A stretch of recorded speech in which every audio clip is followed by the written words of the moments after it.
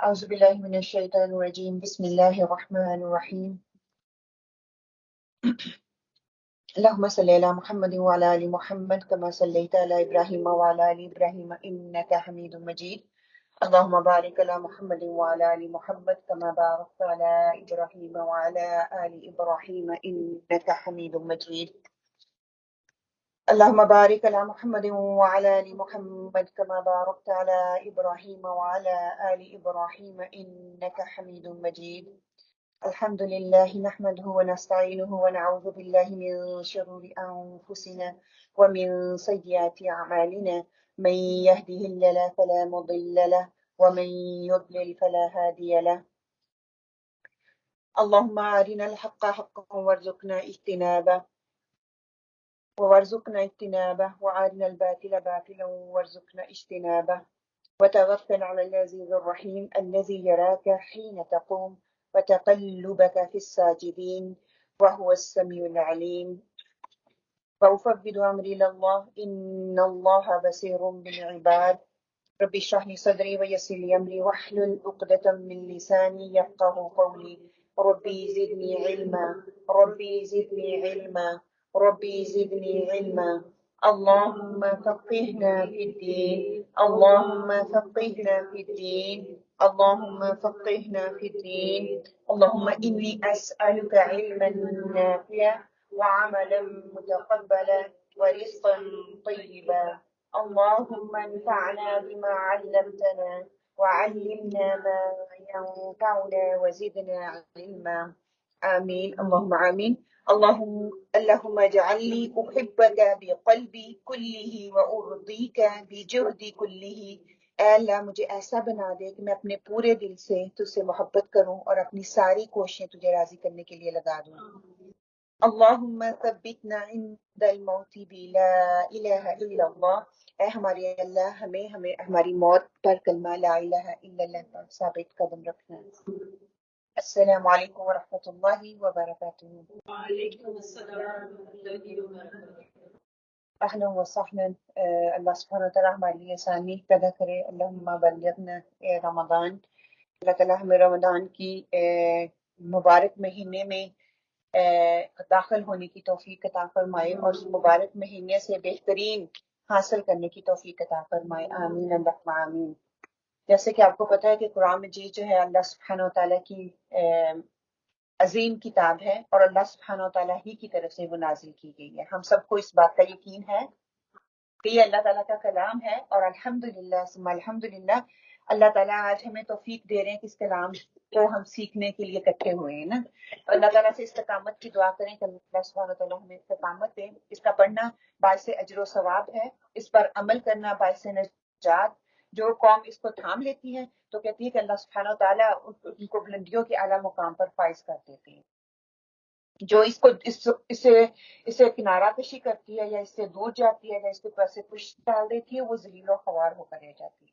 تو آج ہم اس کا جو رزلٹ ہے وہ دیکھ رہے ہیں کہ اگر ہم قرآن سے دور ہیں، اللہ کے کلام سے دور ہیں، تو کس طرح جو ہے پستی کا شکار ہیں۔ اور یہ کتاب انسانوں کے لیے دستور حیات اور ضابطۂ زندگی کی حقیقت یا حیثیت رکھتی ہے کہ اللہ تعالیٰ نے اس کتاب کو ہمارے لیے راہ نجات بنایا ہے، دنیا میں بھی اور آخرت میں بھی۔ اور یہ کتاب انسانوں کو راہ راست پر لانے، بھٹکے ہوئوں کو صراط مستقیم پر چلانے اور شیطان کی بندگی کرنے والوں کو رحمان کی بندگی سکھانے والی کتاب۔ یہ اس کا اتنا ہے کہ اگر اس کے ساتھ ہم جڑ جائیں گے تو وہ ہمیں بھٹکے ہوئے رستوں سے ہٹا کے اللہ کا راستہ جو کہ صراط مستقیم ہے، ہر نماز میں اس کو پڑھتے ہیں سورۃ فاتحہ میں اہدنا الصراط المستقیم، تو وہ اس کی طرف لے کے آنے والا ہے۔ اگر کوئی انسان بھٹک کے شیطان کے راستے پر چل جائے تو وہ کیا کہتا ہے، رحمان اس کو وہ رحمان کی بندگی کی طرف لے آتا ہے۔ اللہ تعالیٰ جو قرآن سے جڑ جاتا ہے وہ کبھی بھی اپنے سیدھے راستے سے بھٹکتا نہیں ہے۔ اور اہل علم نے عام انسانوں کے لیے قرآن فہمی کے مختلف اصول جو وہ اختیار کی ہیں، انشاءاللہ تعالیٰ آج ہم وہ پڑھنے کی کوشش کریں گے کہ وہ کون کون سے اصول ہیں جس کو اختیار کر کے آج ہم اس سے فائدہ اٹھا سکتے ہیں، تاکہ اس قرآن کو آسان بنا کر لوگ سمجھ سکیں۔ لوگوں کے لیے انہوں نے آسان بنا دیا، ڈفرنٹ اس کے قواعد بنا دیے، فہم اس کو انڈرسٹینڈ کرنے کے لیے اس کے ڈفرنٹ طریقے بتا دیے، تاکہ عام انسان ہے جیسے میں اور آپ ہیں کہ اس کو سمجھنے کے لیے آسان ہو جائے اگر وہ اس طریقے کو اختیار کرتا ہے۔ تاکہ اللہ تعالیٰ کی یہ جو کتاب ہے اللہ تعالیٰ نے ہمیں دی، ہم اس کو بہترین انداز سے جو سمجھ سکیں۔ قرآن کی کشش اور طاقت ایسی ہے کہ اگر کوئی شخص اس کو عام کتاب کی طرح پڑھے گا تو اس سے ویسا فائدہ اٹھائے گا، اور اگر کوئی انسان اس کو خاص کتاب سمجھ کے پڑھے گا، اللہ تعالیٰ کا کلام سمجھ کے پڑھے گا، اور اس لیے پڑھے گا کہ یہ اس سے مجھے فائدہ ہوگا، مجھے روحانی فائدہ ہوگا، میری دنیا سنور جائے گی، میری آخرت سنور جائے گی، میرے لیے اس میں کوئی حکمت کے پوائنٹ ہوں گے، میرے لیے کوئی عمل کے پوائنٹ ہوں گے، تو یہ قرآن اس انسان کو ویسے ہی گائیڈ کرے گی۔ ٹھیک ہے، انشاءاللہ تعالیٰ کہتے ہیں نا کہ گوگل جا کے، یا جو میپ ہم گوگل میں ڈالتے ہیں تو آپ کو ہر جگہ ہی لے جاتا ہے نا، آپ کو بتا دیتا ہے، آپ انسان کو دماغ استعمال کرنے کی ضرورت نہیں پڑتی، انسان کو سوچنے کی فکر نہیں ہوتی، فوراً سے ہم ڈیٹا ڈالتے ہیں اور وہ ہمیں جہاں پہ جانا ہوتا ہے وہ سارا رستہ ہمیں گائیڈ کرتا رہتا ہے۔ لیکن انسان کہتے ہیں کہ جنت کا راستہ جو ہے اللہ تعالیٰ نے صرف اور صرف قرآن کے رستے میں رکھ دیا ہے۔ ہدایت کا راستہ اگر لینا ہے تو ہمیں قرآن سے جڑنا ہے، ہم نے اپنی دنیا کو سنوارنا ہے تو ہمیں قرآن سے جڑنا ہے، ہم نے اپنی آخرت کو سنوارنا ہے تو قرآن سے جڑنا ہے انشاءاللہ تعالیٰ۔ تو اس کے لحاظ سے ہم نے انشاءاللہ تعالیٰ 2-3 سیشن جو ہے وہ قرآن کی اہمیت کے حوالے سے انشاءاللہ تعالیٰ ہم کریں گے کہ قرآن کی اہمیت کیا ہے، قرآن کو کس طرح سے سمجھنا چاہیے، اور پھر اس کے بعد انشاءاللہ ہم جو ہے وینسڈے یا تھرسڈے والے دن انشاءاللہ تعالیٰ ہم اپنی جو سلیکٹڈ سورہ ہے ان کو کوشش کریں گے کہ ان کو پڑھیں، شروع کریں۔ یہ ہماری تھیم ہے حی علی الفلاح، کہ آؤ کامیابی کی طرف انشاءاللہ تعالیٰ۔ آپ سب کو مبارک ہو کہ الحمدللہ آپ سب جو ہے اس کامیابی کو حاصل کرنے کے لیے آن لائن اسٹوڈنٹ بھی جو ہیں ان کو بھی، اور جو فزیکلی جن کو اللہ تعالیٰ نے توفیق دی ہے وہ آئے ہیں۔ موسم بہت خراب ہے، اس کے باوجود پہلے دن ہی ٹیسٹ آ گیا تو اللہ تعالیٰ نے آپ سارے جو ہے الحمدللہ کریں اس بات پہ کہ آپ اس ٹیسٹ میں پاس ہو گئے الحمدللہ۔ جو سورہ ہم انشاءاللہ تعالیٰ کور کریں گے اس میں سورہ علی عمران ہے، سورہ بنی اسرائیل ہے، سورہ الملک ہوگی، سورہ تغابن ہوگی، اور سورہ واقعہ ہوگی۔ یہ 5 صورتیں ہیں جن کو انشاءاللہ تعالیٰ ہم کور کرنے کی کوشش کریں گے رمضان میں انشاءاللہ تعالیٰ۔ 29 ڈیز ہمارے پاس ہیں، 22nd which is Saturday انشاءاللہ تعالیٰ ہماری تکمیل ہوگی۔ اللہ تعالیٰ کے فضل و کرم سے اللہ تعالیٰ ہمت اور توفیق دیں انشاءاللہ تعالیٰ۔ موضوعات جن کو ہم کور کریں گے، ابھی جیسے میں نے بات کی نا، قرآن کو ڈفرنٹ پہلو سے دیکھا جا سکتا ہے۔ ہر اسکالرز نے بہت سے جو کلاسیکل اسکالرز مفسر ہیں انہوں نے ان کو ڈفرنٹ کیٹیگری میں جو ہے وہ ڈیوائڈ کیا تاکہ مجھے اور آپ کو سمجھنا آسان ہو جائے۔ اس کی مین تھیم جو کہ ہر آپ کو سورت میں، ہر چیپٹر میں، ہر پیج پہ کچھ نہ کچھ ان ریلیٹڈ جو ہے ٹاپک جن کو ہم کور کریں گے آپ کو مل جائے گا۔ اس میں توحید ہے، رسالت ہے اور آخرت ہے۔ ٹھیک ہے، توحید کیا ہے؟ قل هو اللہ احد اللہ الصمد لم یلد ولم یولد ولم یکن له کفوا احد۔ ہم اس بات کا اقرار کرتے ہیں اور ہم نے 6 ویک کا کورس اس پہ کمپلیٹ کیا ہے نا پوری ڈیٹیل میں انشاءاللہ تعالیٰ۔ اس میں آپ زیادہ بولیں گے، میں کم بولوں گی انشاءاللہ۔ رسالت آپ صلی اللہ علیہ وسلم اور جتنے بھی انبیاء آئے ہمارا اس پہ یقین ہے، ایمان ہے، اس کے بغیر ہمارا ایمان کمپلیٹ نہیں ہوتا۔ تو آپ صلی اللہ علیہ وسلم کو جو دیا گیا وہ ساری آپ صلی اللہ علیہ وسلم کی رسالت کے بارے میں بات ہوگی، اور آخرت کے بارے میں کہ اللہ تعالیٰ نے انسان کو بنایا اور آخرت کے لیے اس نے کیا تیاری کی، اس نے اپنے آپ کو کیسے تیار کیا کہ زندگی بس سفر ہے اللہ سے اللہ تک کا، کہ اللہ تعالیٰ نے ہمیں تخلیق کیا، انسان کے اندر توحید آ جائے گی، اللہ تعالیٰ کا یقین آ جائے گا، اللہ تعالیٰ کی قربت حاصل ہو جائے گی، اور آپ صلی اللہ علیہ وسلم کو آخری نبی مان کر ان کی تعلیمات کو ہم مان لیں گے تو پھر اللہ تعالیٰ آخرت میں ہمارے لیے آسانی، پھر فلاح جو ہے ہماری تھیم، اس پہ ہم انشاءاللہ تعالیٰ گامزن ہو جائیں گے۔ اللہ تعالیٰ آخرت پہ پھر ہمیں فلاح کا یعنی کہ کامیابی دیں گے۔ اچھا، سب سے پہلے جو ہم کور کریں گے اخلاص نیت پہ اپنا تھوڑا سا ہم جائزہ لیں گے کہ ہماری اخلاص نیت، اعتکاف کی نیت کیسے ہم کریں گے، اس پہ بات کریں گے۔ پھر آداب مجلس جو ہے اس پہ تھوڑی سی میں بات کروں گی، آپ سب لوگوں کے سامنے رکھوں گی۔ صبح میں نے میسج بھی شیئر کر دیا تھا گروپ میں، لیکن اس کے باوجود میں انشاءاللہ تعالیٰ گو تھرو جاؤں گی اس کے۔ پھر قرآن کے 5 حقوق جو ہیں مجھ پہ، آپ پہ، ہر مسلمان پہ یہ فرض ہیں، ان کو کرنا ہے، اس پہ انشاءاللہ تعالیٰ ہم بات کریں گے۔ اور پھر آپ سب سے ریکویسٹ ہے کہ آپ اپنا قرآن، اپنا مصحف ساتھ لے کے آئیں، اپنی کاپی پینسل اپنے ساتھ رکھیں تاکہ ہم جو ہے نوٹس اچھے سے بنا سکیں۔ اچھا، اعتکاف کی نیت ہم کیسے کر سکتے ہیں کہ جب بھی ہم مسجد میں آئیں، گھر سے نکلیں، ہم یہ نیت کر کے نکلیں کہ ہم اعتکاف کی نیت کرتے ہیں ٹھیک ہے، ہم فزیکلی جس طرح سے سنت کا طریقہ ہے وہ نہیں کر سکتے، لیکن ہم نے پڑھا تھا نا کہ منیمم تھوڑے سے تھوڑا بھی جتنا بھی ہم اس کی نیت کر لیں گے نیت کا اجر ہمیں ملے گا. ٹھیک ہے، نیت پہ بھی ہم تفصیل سے بات کرتے ہیں. تو اتکاف کی نیت کر لیں. آپ لوگوں کو بھی موقع دیتی ہوں، ابھی آپ نیت کر لیں کہ ہم اتکاف کی نیت سے مسجد میں آتے ہیں. اللہ تعالیٰ ہم جتنی دیر یہاں پہ بیٹھیں گے لغو باتوں سے، ادھر ادھر کی باتوں سے، فضول باتوں سے ہم اپنے آپ کو بچا کے رکھیں گے، اور انشاءاللہ تعالیٰ صرف جتنا ہمارے پاس ٹائم ہوگا خالص اللہ سبحانہ تعالیٰ کے لیے ہم جو ہے اس کو مختص کر کے اللہ کے لیے سرو کریں گے. جی، پھر کیا ہے کہ آداب مجلس، اس کے میں تھوڑا گو تھرو ہو جاؤں تاکہ ہم سارے جو ہیں اس چیز کو دیکھ لیں کہ اللہ سبحانہ تعالیٰ نے کہ ہم اللہ تعالیٰ کے کلام کو سننے کے لیے بیٹھے ہیں، تو اس کے لیے مجلس کے آداب جو ہیں وہ کیا ہوتے ہیں. کہ سب سے پہلے وقت کی پابندی کو اختیار کیا جائے. اگر 10:30 آپ لوگوں کو کہا ہے کہ اس کا مطلب یہی ہے کہ 10:30 آپ اسے 10 منٹ ارلی آئیں تاکہ آپ اپنی مسجد کے نفل جو ہیں ان کو پڑھ سکیں.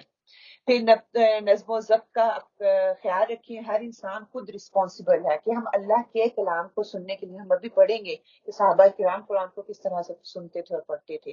کہ جب آپ آئیں خاموشی سے، بے شک یہ محفل ہے، محفل چل رہی ہے، آپ خاموشی سے آئیں اور خاموشی سے آ کے پیچھے بیٹھ جائیں. جب ہماری کلاس ختم ہو تو پھر آپ لوگ کیا ہے اپنا دعا سلام جس کو ملنا ملانا وہ کر سکتے ہیں. درس کے شروع ہونے کی صورت میں سلام کرنے سے گریز کریں کہ یہ نہ ہو کہ اس میں ہمارا ٹائم چلا جائے اور ہم لوگ یہ زیادہ مناسب سمجھے اللہ کی کلام سے زیادہ بہتر ہے کہ میں سب کو سلام کر دوں، سارے اس کا جواب دینا شروع کر دیتے ہیں. یہ جو ہے یہ اللہ تعالیٰ کے کلام کے وہ سننے کا جو ہے وہ طریقہ نہیں ہے. خاموشی اختیار ہونی چاہیے، بالکل خاموشی اختیار کریں تاکہ اللہ تعالیٰ کے کلام کی جو بات ہو رہی ہے وہ ڈسٹرب نہ ہو. جہاں جگہ ملے خاموشی سے بیٹھ جائیں. آپ سب سے ریکویسٹ ہے پہلے اگلی سیٹوں کو پر کریں تاکہ بعد میں آنے والے لوگ پچھلی سیٹوں پہ جو ہے وہ بیٹھتے جائیں. اور دوسروں کو ان کی جگہ سے مت اٹھائیں کہ کل میں ادھر بیٹھی تو یہ میری فکس ہی ہوگی اور میں نے ادھر ہی بیٹھنا ہے. اگر آپ کو وہی چاہیے تو آپ پہلے آئیں پہلے پائیں. دوران کلاس آپ اس میں گفتگو نہ کریں. اگر کوئی دوسرا بات کرے تو خاموشی اختیار کریں. اگر کوئی کرنا بھی چاہتا ہے تو آپ اس کو اشارے سے کہہ سکتے ہیں کہ ابھی ہم بات نہیں کریں گے، ہم بعد میں کر لیں گے. وہ زیادہ امپورٹنٹ ہے، جو سن رہے ہیں وہ زیادہ امپورٹنٹ ہے. اگر آپ سے کچھ پوچھا جائے تو مختصر جواب دیں. بیچ میں تھوڑا انٹریکٹیو لیسن کروں گی، آپ سے سوال جواب ہوں گے تو اس میں آپ پوری کوشش کریں کہ آپ جتنا سوال پوچھا جائے، ہو سکتا ہے آپ کو اس سے زیادہ انفارمیشن، لیکن جتنا اختصار کے ساتھ چھوٹا ہے تو اس کو جواب دیں تاکہ زیادہ بہنوں کو موقع دیا جا سکے وہ پارٹیسپیٹ کر سکیں. مسجد میں جب بھی آئیں تو مہربانی کر کے اپنی گاڑی، پتہ ہے نا کنسٹرکشن ورک باہر ہو رہا ہے تو اپنی گاڑی کار پارک میں نہ کریں. ان کو تھوڑی جگہ چاہیے ہوگی تو مین روڈ پہ کوشش کریں یا پھر سائڈ پہ جو کار پارک ہے وہاں پہ آپ اپنی گاڑی کو پارک کر دیں تاکہ بار بار وہ آ کے ڈور ناک نہ کریں، ہمیں گاڑیوں کو موو نہ کرنا پڑے.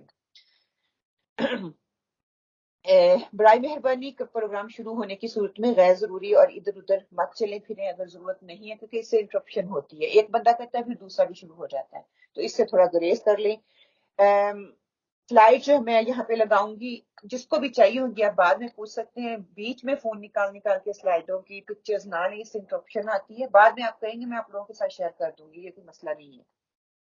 اور سب بہنوں سے گزارش ہے کہ اپنی جوتے جو ہے نا وہ پلیز شیلف پہ رکھیں just in case fire alarm goes off, ہمیں باہر نکلنا پڑے تو وہ ہماری راستے کی رکاوٹ نہ بنے. بے شک ہمارے لیے یہ ڈور بھی ہے وہ ڈور بھی ہے، ہم دونوں سے نکلیں گے تو سارے کمرے کو خالی کر سکیں گے نا.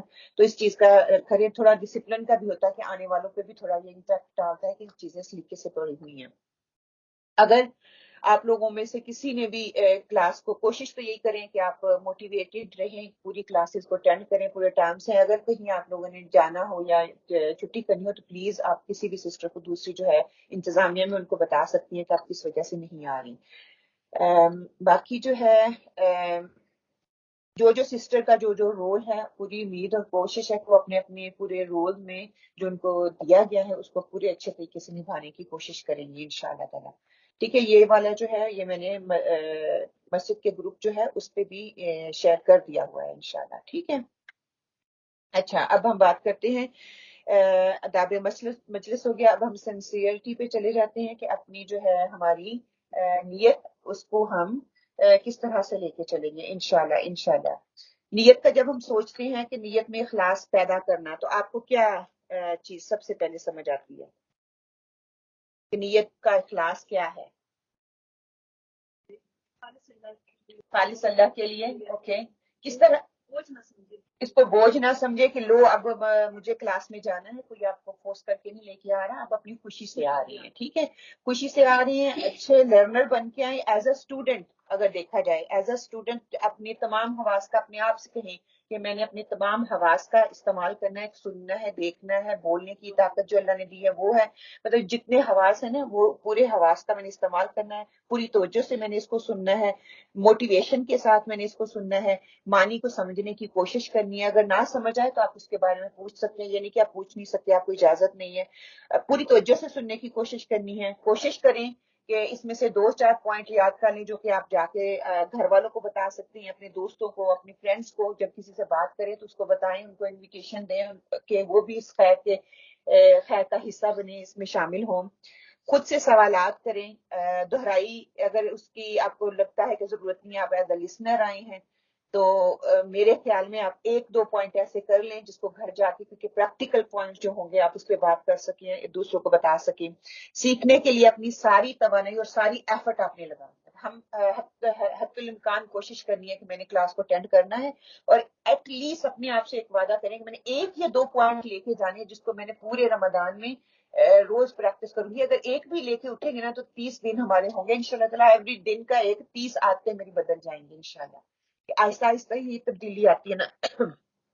اچھا, نیت کا خالص ہونے میں کیا ہے کہ نیت جو میں آج کر رہی ہوں, جب میں نیت کرنے کا ارادہ رکھتی ہوں کہ نیت ہے کیا, نیت کہتے کس سے ہیں, کہ علم حاصل کرنے کے لیے نیت جو ہے وہ اہم پارٹ ادا کرتی ہے. نیت کیا ہے کہ سوری,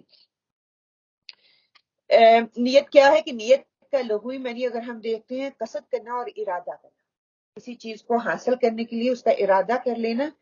اور نیت ہوتی کیا ہے کہ انسان کے اندر ایک خیال آتا ہے, پھر وہ خیال جو ہے وہ جو آپ کے اندر آتا ہے وہ تصور میں ڈلتا ہے. جب وہ تصور میں ڈلتا ہے, اس کو اس کی جو عقل ہوتی ہے انسان کی, اس کی روح جو ہوتی ہے اس کے اندر وہ سماتا ہے, اس کے اندر وہ سرایت کرتا ہے. اور پھر ارادے میں اگر وہ ڈھل جاتا ہے, ارادے کا حصہ بن جاتا ہے, تو وہ کیا ہوتا ہے, یا تو اچھا ہوتا ہے یا پھر برا ہوتا ہے. وہ میری نیت جو ہوگی یا تو اچھی ہوگی یا بری ہوگی.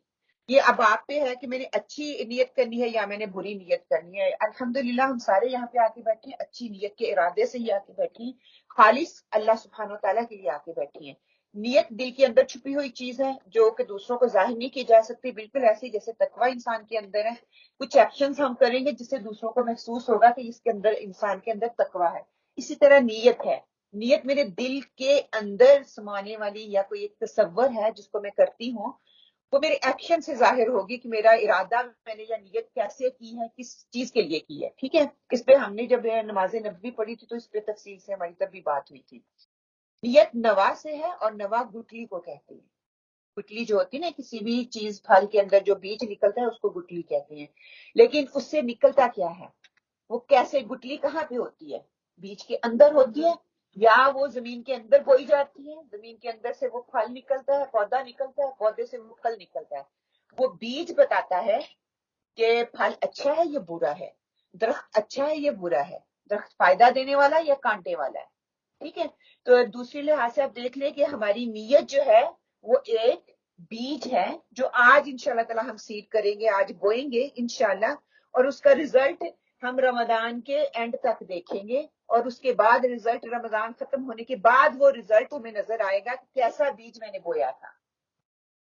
اگر تو اچھا بیج ہوگا تو وہ پورا سال مجھے لے کے چلے گا, وہ ایسا درخت بنے گا جس سے میں بھی فائدہ اٹھاؤں گی, دوسرے بھی فائدہ اٹھائیں گے.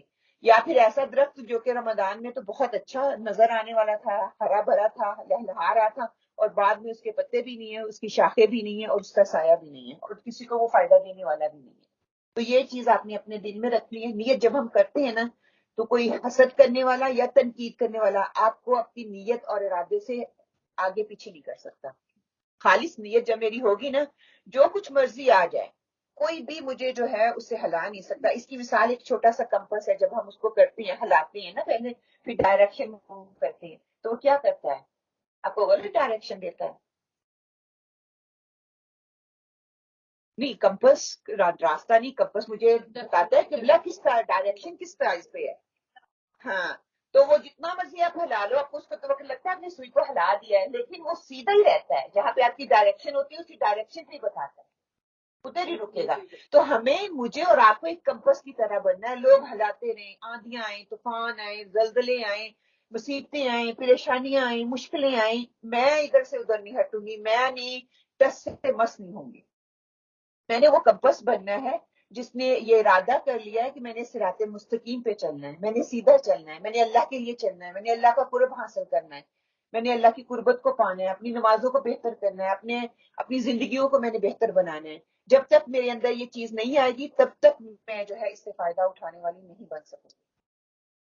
آج میں تھوڑا سا آپ کو دیتی ہوں کہ آپ اپنی نیت کا پھر سے جائزہ لیں، آپ کس لیے یہاں پہ آئی ہیں، کس مقصد کے لیے آپ یہاں پہ بیٹھی ہیں۔ جس مقصد سے بیٹھیں گے یہ قرآن آپ کو وہی دے گا، اس سے زیادہ آپ کو نہیں ملنے والا۔ اصطلاحی معنی اگر ہم دیکھتے ہیں یا اس کی تعریف ہم دیکھتے ہیں کہ دل کا کسی کام کے کرنے پر ٹھوس عزم اور ارادہ کر لینا۔ اور اب اپنے آپ سے پوچھیں کہ میں نے ارادہ کیسا کرنا ہے، میں نے پکا عزم کرنا ہے یا میں نے کچا عزم کرنا ہے، صرف رمضان تک کے لیے تیاری کرنی ہے یا میں رمضان کے بعد تک کے لیے اس کو اپنی زندگی کا حصہ بنانا چاہتی ہوں۔ دیکھیں، ایک کچا پھل ہے، ایک پکا پھل ہے، اس کے فائدے ہمیں نظر آتے ہیں نا، دنیاوی طور پہ رہتے ہیں، کوئی چیز لینے جاتے ہیں، یہ کچی ہے، اس کا کوئی سواد نہیں ہوگا، یہ پکا ہے، یہ مزیدار ہوگا، ٹھیک ہے۔ کچا علم اور پکا علم دونوں میں فرق ہے، وہ برابر نہیں ہے۔ پکا علم جو ہے آپ کو صراط مستقیم پر چلنے کی ڈائریکشن سکھاتا ہے، آپ کے اندر کوئی بھی مشکل پریشانی آئے گی، قرآن کے ساتھ جڑے ہوئے ہوں گے، وہ آپ کو آپ کے رستے سے ہلانے والا نہیں ہے، آپ کو آپ کی رستہ صحیح کر کے، واضح کر کے وہ دکھاتا ہے۔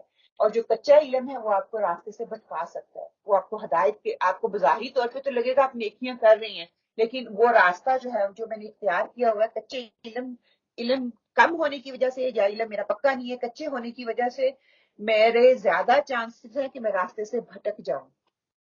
میں شاید اگر کچی نیت ہے تو کچی نیت کی وجہ سے متزلزل بھی ہو جاؤں، راستے سے بھٹک جاؤں، آگے زیادہ دیر تک نہ چل سکوں، ٹھیک ہے نا۔ آپ صلی اللہ علیہ وسلم نے اس کے حوالے سے بتایا تھا، آپ صلی اللہ علیہ وسلم سے پوچھا گیا کہ ایک شخص جنگ کے لیے جاتا ہے اور اس کی نیت ثواب ہی کی ہوتی ہے اور شہرت بھی، تو اس سے کیا ملے گا؟ آپ صلی اللہ علیہ وسلم نے کہا اسے کچھ بھی نہیں ملے گا۔ کیوں؟ کیونکہ اس کا ارادہ جو تھا خالص اللہ کے لیے عمل کرنے کا نہیں تھا۔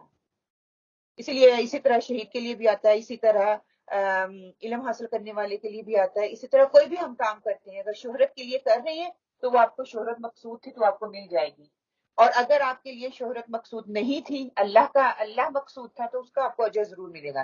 تو کہتے ہیں جو صرف اسی کے لیے کیا جائے گا، جو خالص اللہ کے لیے کیا جائے گا، اجر آپ کو اسی کے لیے ملے گا۔ کیونکہ ایسا ہوتا ہے کہ جب آپ کام شروع کرتے ہیں نا آپ کی نیت خالص ہوتی ہے، لیکن آپ جب اینڈ تک پہنچتے پہنچتے آپ وہی بات ہے نا کہ آپ صلی اللہ علیہ وسلم سے بھی پوچھا گیا تھا نا کہ آپ شروع میں ارادہ کرتے ہیں، پختہ ارادہ کرتے ہیں، پھر شیطان تو آئے گا جب آپ کو فیم ملے گا، جب آپ کو لوگ عزت دینا شروع کر دیتے ہیں، آپ نے اس مقصد کے لیے کیا نہیں تھا۔ کہتے ہیں کہ یہ اللہ تعالیٰ کا احسان جس کو کہا گیا نا، یہ وہ ہے کہ دنیا میں لوگ آپ کی عزت کرنے لگ جاتے ہیں اس علم کی وجہ سے، لیکن وہ علم اللہ تعالیٰ سے بار بار آپ کو لوٹاتا ہے کہ اللہ تعالیٰ میرے اندر وہ غرور و تکبر نہ آئے جو علم کی وجہ سے آتا ہے، پتہ علم والے کی پکڑ ہوگی اس سے۔ تو اللہ تعالیٰ ہمارے اندر ہمیں اس چیز سے نہ دور کرے، اللہ تعالیٰ ہمیں تکبر سے، غنا سے دور رکھے کہ یہ نہ ہو کہ تھوڑا سا علم لوگ عزت احترام کرنا شروع کر دیتے تو ہمارے اندر وہ چیز آنا شروع ہو جائے۔ لیکن یہ ہوتا ہے جب اللہ تعالیٰ انسان کسی اچھائی کی طرف کے ارادہ کرتا ہے یا نیت کرتا ہے، تو شیطان نے تو اپنا کام دکھانا ہے نا، وہاں پہ پھر ہمیں اپنا اینالائز کرتے رہنا ہے کہ جیسے نا کسی بزرگ کی ہی بات ہے کہ ان کو پوچھا گیا کہ آپ کے پاس دیکھیں آج نا کوئی ایسی بات ہوئی تو انہوں نے بڑی حکمت سے اس کا فیصلہ کیا، تو وہ شیطان تھا۔ شیطان نے کہا دیکھا آپ کی علم کی وجہ سے اس نے آپ کو بچا لیا، تو ان کا جواب ہر طرف اللہ کی طرف، ہر دفعہ اللہ کی طرف ہی لوٹ جاتا تھا۔ انہوں نے کہا نہیں، میرے علم نے مجھے نہیں بچایا، میرے رب نے مجھے بچایا کہ میرا قرآن کے ساتھ اتنا مضبوط تعلق ہے، تو اس نے مجھے حکمت سے فیصلہ کرنے اور حکمت سے بات کرنے کے لیے بتایا، میرا اس میں اپنا کوئی راز نہیں ہے۔ جب میں اچھی بات کر رہی ہوں یا اچھا بات کر رہا ہوں تو اس میں میرا کوئی کمال نہیں ہے، میرے رب نے مجھے یہ ہر ایک کو کوالٹی دی ہے، اللہ تعالیٰ نے مجھے یہ کوالٹی دی ہے، میں اس کا استعمال کر رہا ہوں اللہ کے راستے کے لیے۔ اچھی نیت کہتے ہیں جب آپ اچھی نیت کر لیتے ہو، اچھی وہ عادت بنتی ہے اور وہ عادت عبادت بن جاتی ہے۔ وہ کیسے بنے گی اچھی عادت؟ جیسے سونا ہے، اچھی عادت تو نہیں ہے زیادہ سونا، لیکن سونے میں اگر یہ نیت کروں گی کہ میں اس لیے سو رہی ہوں تاکہ میں فریش اٹھوں، اللہ کی عبادت اچھے طریقے سے کر سکوں، وہی میری سونا وہ عادت ہے، وہ عبادت بن جائے گا۔ اسی طرح کھانا ہے، ہمارے جسم کی ضرورت ہے، لیکن میں اس لیے اس کی نیت کروں گی کہ میں اللہ کے لیے کھا رہی ہوں، اللہ تعالیٰ میرے جسم میں طاقت دے، مجھے بیماریوں سے بچائے رکھے تاکہ میں اللہ کی عبادت اچھے طریقے سے کر سکوں، وہ میرے لیے عبادت بن جائے گی۔ اسی طرح میں نماز کے لیے کھڑی ہوتی ہوں کہ میری نیند پوری ہوگی، میرا کھانا پورا ہوگا، میں نماز اچھے سے پڑھ سکوں گی۔ نماز میں کس لیے پڑھ رہی ہوں؟ اللہ کے لیے پڑھ رہی ہوں۔ جب میں اللہ کے لیے پڑھوں گی میرے اندر سکون آئے گا، میرے اندر اطمینانیت آئے گی، میرے اللہ کے ساتھ قرب کو بڑھانے کا ذریعہ بنے گا۔ تو ہر چیز، گھر کی صفائی کر رہی ہوں وہ اس کی نیت کر لیں، افطاری بنا رہی ہوں اس کی نیت کر لیں، سحری بنا رہی ہوں اس کی نیت کر لیں، میں اللہ کے لیے کر رہی ہوں۔ اتنے لوگوں نے روزہ رکھنا ہے، ان سب کا سبب بن رہے ہیں آپ لوگ، گھر کا کام کر رہے ہیں اس کے لیے نیت کر لیں۔ اللہ سبحانہ تعالیٰ آپ کو قدم قدم پہ جو اس کے لیے جو ہے اس کا اجر دیں گے انشاءاللہ۔ حضرت عمر کی دعا بھی جو میں نے آپ کے سامنے پہلے پڑھی ہے، اللہم اجعلنی احبک بقلبی کلہ واعوذ بجہدی کلہ، کہ اے میرے رب میرے سارے عمل کو صالح بنا دے اور اسے اپنے چہرے کے لیے خاص کر لے، اور اس میں کسی ایک کے لیے بھی کوئی حصہ نہ رکھ، میرے لیے سارے عمل تیرے لیے ہوں، کہ میرے جتنے بھی میں کوئی بھی عمل کر رہا ہوں ہر عمل میں بس اللہ آپ کو نظر آئے، ہر عمل میں اللہ نظر آنا چاہیے۔ پھر کوئی بھی علم حاصل کروں گی، میں کچھ بھی کروں گی، تو پھر یہ قرآن کا علم جو ہے آپ کے لیے عمل کا ذریعہ بنے گا۔ جب علم میرے لیے افضل ہے، میں اس کو افضل جانوں گی کہ اس سے میں خیر لینا چاہتی ہوں، اس سے میں اپنے عمل کو بہتر بنانا چاہتی ہوں، تو یہ جو ہے میرے لیے اتنا ہی آسان ہو جائے گا۔ جب میرے اندر علم آئے گا پھر میرے اندر عمل آئے گا، جب میرے اندر عمل آئے گا میری چیزیں، میرے معاملات بدلنا شروع ہوں گے، جب وہ بدلیں گے تو میں اللہ کی قربت کا ذریعہ بن جاؤں گی۔ اللہ تعالیٰ قرآن پاک میں فرماتے ہیں جو لوگ ایمان لائے وہ اللہ کی محبت میں سب سے زیادہ شدید ہوتے ہیں۔ اللہ کی محبت میں وہ شدید کیسے ہوتے ہیں؟ کہ جب ان کے دلوں میں اللہ کی محبت ہوتی ہے، وہ ہر چیز سے زیادہ اللہ تعالیٰ کو آگے رکھتے ہیں، پھر اس کے آگے کوئی رشتہ، کوئی مجبوری، کوئی بیماری، کوئی چیز جو ہے وہ رکاوٹ نہیں بنتی۔ وہ اللہ کی محبت میں شدید ہوتے ہیں کہ جب اللہ کی بات ہو رہی ہے اللہ ہی کی بات ہوگی، اس میں پھر کوئی دوسری چیز شامل نہیں ہوگی۔ اور ہمیں بھی اللہ تعالیٰ اپنی نیتوں کا جائزہ لینے کی توفیق عطا فرمائے۔ اگر نیت بگڑ جاتی ہے تو اس کا وبال کیا ہوتا ہے؟ کہتے ہیں بڑے بڑے اعمال جو ہیں وہ حقیر ہو جاتے ہیں۔ ابن مبارک جو ہیں وہ کہتے ہیں کہ کتنے ہی عمل، بڑے بڑے عمل آپ کے ہوں، اگر آپ کی نیت خراب ہو جاتی ہے تو وہ عمل جو ہے وہ حقیر ہو جاتے ہیں، وہ چھوٹے ہو جاتے ہیں، ان کا وہ درجہ نہیں رہتا، وہ اللہ کے ہم ویسے مقبول نہیں ہوتے۔ تو یہ تو ہماری نیت تھی۔ اب دیکھ لیں، اپنا جائزہ لے لیں کہ نیت جو ہے میری نیت قرآن سننے کے لیے ہے، علم حاصل کرنے کے لیے ہے، یا میری نیت لوگوں کی واہ واہ سننے کے لیے ہے، یا میری نیت صرف اور صرف خالص اللہ کی رضا حاصل کرنے کے لیے ہے۔ مقصود اللہ کا قرب ہو، مقصود اللہ کی رضا ہو، قرآن کے ساتھ قربت ہو، نہ کہ دنیا ہو۔ یہ حقیر دنیا تو یہی رہ جانی ہے، اس کا کوئی فائدہ ہمیں نہیں ملنے والا، لیکن مقصد یہ ہو کہ میرا اپنے دل و دماغ کو میں یہ سمجھاؤں کہ وقت کو دل دماغ اس وقت جو ہے اس قرآن کی ہدایت کے لیے میں لگانا چاہتی ہوں، اس قرآن کے لیے میں بیٹھی ہوں، اس قرآن کو، کیونکہ آپ اپنی مالک کی رضا حاصل کرنے کے لیے جب بیٹھیں گے نا تو یہ قرآن آپ کے لیے آسان ہو جائے گا، یہ قرآن کو سمجھنا آپ کے لیے آسان ہو جائے گا، قرآن پہ عمل کرنا آپ کے لیے آسان ہو جائے گا۔ پھر اسی طرح یہ ہے کہ قرآن پاک میں اللہ سبحانہ وتعالیٰ سورہ بقرہ میں ہم نے پڑھا ہے نا کہ دوسری طرف انسانوں میں سے ہی کوئی ایسا بھی ہے جو رضا الہی کی طلب میں اپنی جان کھپا دیتا ہے۔ اللہ کی رضا حاصل کرنے کے لیے صرف اس کا مقصد دنیاوی مقصود نہیں ہے کہ دنیا اس کو مقصود ہے یا دنیا کے لیے وہ کوئی کام کر رہا ہے، بلکہ اللہ مجھ سے خوش ہو جائے، اللہ مجھ سے راضی ہو جائے، اللہ کی رضا مجھے مطلوب ہے۔ میں گھر سے نکلوں، میں اللہ تیرے لیے خالص نیت کو کرتی ہوں، بار بار دہرائیں، یہ نہیں کہ آپ بغیر سوچ سمجھے گھر سے نکل آئیں، کبھی ہو ہی نہیں سکتا بغیر سوچے سمجھے۔ آپ فریج کھولتے ہیں بغیر سوچے سمجھے، آپ پہلے سوچتے ہیں کہ میں نے چائے بنانی ہے تو پھر جا کے دودھ لے کے آنی، پھر آپ کا دماغ اس کے لیے کام کرتا ہے کہ یہ چیزیں مجھے چائے بنانے کے لیے چاہیے۔ اسی طرح جب گھر سے آپ تیار ہو رہے ہو، کپڑے پہنے، اللہ تعالیٰ آپ کے لیے میں صفائی کو جو ہے وہ اختیار کر رہی ہوں، آپ کے لیے مسجد کے لیے نہیں کر رہی ہوں، میں اپنے آپ کو تیرے قربت کا حصہ بنانا چاہتی ہوں، تیرے قربت کا ذریعہ بنانا چاہتی ہوں، اس قرآن کی کلاسز میں جانے کی وجہ سے مجھے میرے قربت کا ذریعہ بن جائے۔ مقصد اور نیت کہتے ہیں کسی جسم کے لیے روح یا بیج کی مانند ہوتی ہے۔ کوئی بھی مقصد ہوگا تو وہ کہتے ہیں نا کہ اس کے لیے پیشن بن جاتا ہے۔ اگر آپ کو پتا ہے کسی نے ڈگری کرنی ہے، کسی نے ڈاکٹر بننا ہے، کسی نے انجینئر بننا ہے، تو کیا ہے وہ دن رات ایک کرے گا، کیونکہ اس کو نظر آ رہا ہے آفٹر 3 4 5 6 ایئر میں نے ڈاکٹر بن جانا ہے۔ وہ ایسے نہیں محنت کر رہا کہ اس کو کچھ نظر ہی نہیں آ رہا ہے۔ تو اسی طرح بیج کی ابھی میں نے آپ کو مثال دی، جتنا پائیدار مضبوط اچھا بیج ہوگا اتنی ہی میں خیر لے کے نکلوں گا، اتنی ہی خیر والا بنوں گا۔ بہت سے بیج ایسے نظر آتی ہیں دیکھنے میں، وہ سارے ایک جیسے نظر آتے ہیں۔ آپ ایک مٹھ میں بیج لا کے بوئیں گے، سارے نظر آتے ہیں، کچھ نہیں نکلتے، کچھ نکلتے ہیں۔ اور کسی کا پھل کھٹا ہوتا ہے، کسی کا میٹھا ہوتا ہے، کسی کا کڑوا ہوتا ہے۔ تو بیج تو وہ سارے ایک جیسی سے دیکھنے میں، تو فرق کہاں پہ آیا؟ نیتوں کا۔ ٹھیک ہے نا؟ تو نیتوں کا ہے کہ میری جیسا میرا بیج ہوگا، جیسی میں اس کو پھر خوراک دوں گی، جیسا اس کے لیے پانی، ہوا، روشنی، ہر چیز کی ضرورت ہوتی ہے نا ایک پلانٹ کے لیے، ویسے انسان کو اپنی روح کو تازہ کرنے کے لیے ہر چیز کی ضرورت ہے۔ اور اس کے لیے جتنا بیج اچھا ہوگا، جتنا خالص ہوگا، انشاءاللہ تعالیٰ اتنی ہی میرے لیے اللہ تعالیٰ خیر اور برکت رکھیں گے، اتنا کچھ ہی میں یہاں سے لے کے نکلوں گی۔ وہ صرف دنیا کے لیے نہیں ہوگا بلکہ آخرت میں بھی میرے لیے نجات کا ذریعہ انشاءاللہ تعالیٰ بن جائے گی وہی چیز۔ ابو ہریرہ نیت ہی کے حوالے سے کہتے ہیں، روایت کرتے ہیں کہ آپ صلی اللہ علیہ وسلم نے فرمایا، وہ علم جو اللہ کا چہرہ چاہنے کے لیے کیا جاتا ہے، جس نے اسے دنیا کا مال اور متاع حاصل کرنے کے لیے نہیں سیکھا، اسے قیامت کے دن جنت کی خوشبو نہ آئے گی۔ اگر جس نے صرف اللہ کی رضا حاصل کرنے کے لیے نہیں بلکہ دنیا کا مال اور متاع حاصل کرنے کے لیے حاصل کیا، تو اس انسان کو اس علم کی وجہ سے جو خوشبو آنی چاہیے تھی وہ قیامت والے دن نصیب نہیں ہوگی۔ جس نے دنیا کی طلب کے لیے علم حاصل کیا، جس نے اللہ کی رضا کے لیے کیا، پھر اس کا تو اپنا ہی اللہ تعالیٰ اس کو اس کی اجر ضرور دے گا، اور اس کا اجر دنیا میں بھی اس کو نظر آئے گا، اس کے عمل چینج ہو جائیں گے اور آخرت میں بھی۔ پھر درست نیت ہی اچھے عمل کی قبولیت کا سبب بنتی ہے۔ اعمال خالص ہوں گے تو وہ قبول ہو جائیں گے، اس میں ملاوٹ ہوگی تو وہ قبول نہیں ہوں گے۔ دنیا میں دیکھیں ہم کوئی کپڑا لینے جاتے ہیں، کہتے ہیں اچھا یہ خالص نہیں ہے، کہتے ہیں نا یہ کوئی چیز لینے جاتے ہیں، اچھا بھائی یہ خالص ہے۔ دنیا میں ہمیں اس کی اتنی فکر ہوتی ہے، پیسے لگا رہی ہوں تو وہ چیز خالص ہونی چاہیے۔ جب ہم اللہ کے لیے کام کرتے ہیں تو اس میں بس ایسے کر دیتے ہیں، بغیر سوچے سمجھے کر دیتے ہیں، اس چیز کا خیال ہی نہیں رکھتے کہ میرا رب اس سے راضی ہوگا یا نہیں ہوگا، بس ہم ایسے ہی کر دیتے ہیں۔ اس کے لیے کوئی پلاننگ نہیں ہوتی، اس کے لیے کوئی دائرہ کار نہیں ہوتا، اس کے لیے کوئی لانگ ٹرم پلاننگ نہیں ہوتی، کوئی شارٹ ٹرم پلاننگ نہیں ہوتی، بس ایسے کود جاتے ہیں۔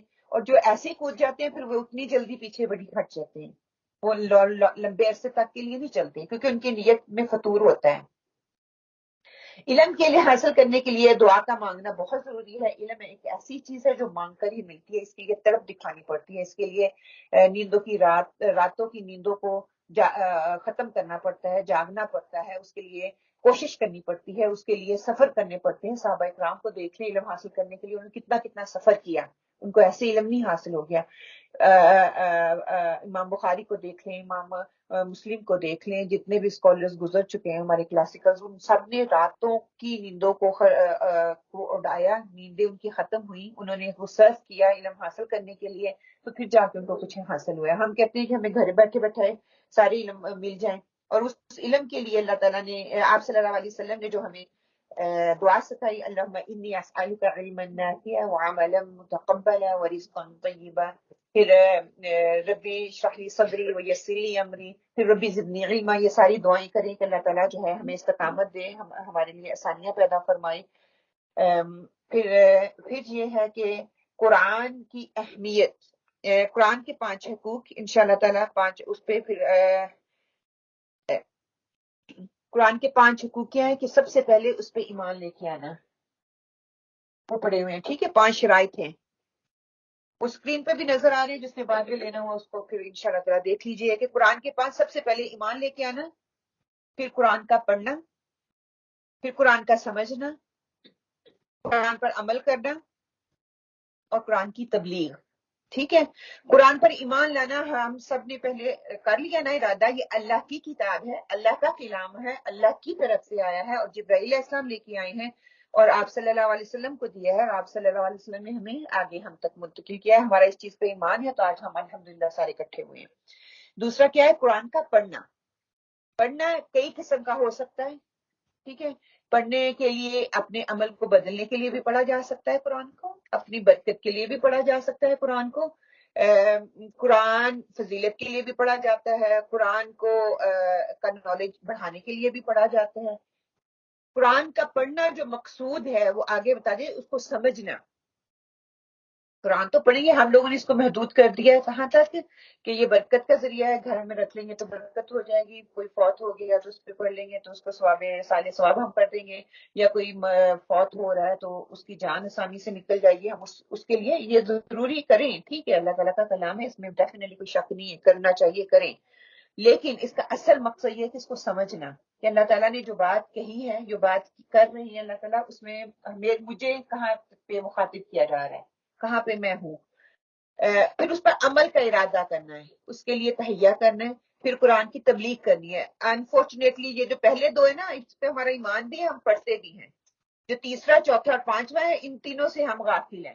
سمجھنے کی کوشش میرا کام نہیں، یہ علماء کا کام ہے، علماء کریں جو وہ بتا دیں ویسے کر لینا ہے، کچا پکا علم. ٹھیک ہے. پھر قرآن پر عمل کرنا، یہ میرا کام نہیں، دوسروں کو میں نے پن پوائنٹ کرنا ہے. میں تو بہت سیدھی سادی ہوں، اور مجھے تو ہر چیز میں تو کوئی کمی اور خامی ہے ہی نہیں نا، بس دوسروں نے صحیح ہونا ہے. تو یہاں پہ میں نے اس چیز کو صحیح کرنا ہے کہ میں نے اپنے عمل کے لیے لے کے اٹھنا ہے. میرا عمل صحیح ہوگا تو دوسرے خود ہی اپنے عمل صحیح کر لیں گے. جب میرا عمل صحیح ہو جائے گا، میں پرفیکٹ ہو جاؤں گی. کہ انسان ہے کبھی پرفیکٹ ہو ہی نہیں سکتا، ہمیں ضرورت پڑتی رہے گی بار بار اس کی طرف آنے کی. پھر قرآن کی تبلیغ کرنا، میں نے خود سیکھ لیا ہے، پھر اس کو دوسروں تک پہنچانا، دوسروں تک سکھانا، دوسروں کو بتانا. یہ علماء کی یا مسجد کے امام کی ذمہ داری نہیں ہے، بلکہ یہ میری اور آپ کی، ہم سب کی ہے. ایز اے بہن ہونے کے ناطے، ماں ہونے کے ناطے، بیوی ہونے کے ناطے، چلو گھروں سے سٹارٹ کریں، اپنے بچوں کی تربیت کریں. ان کی پرورش نہ کریں بلکہ ان کی تربیت کریں.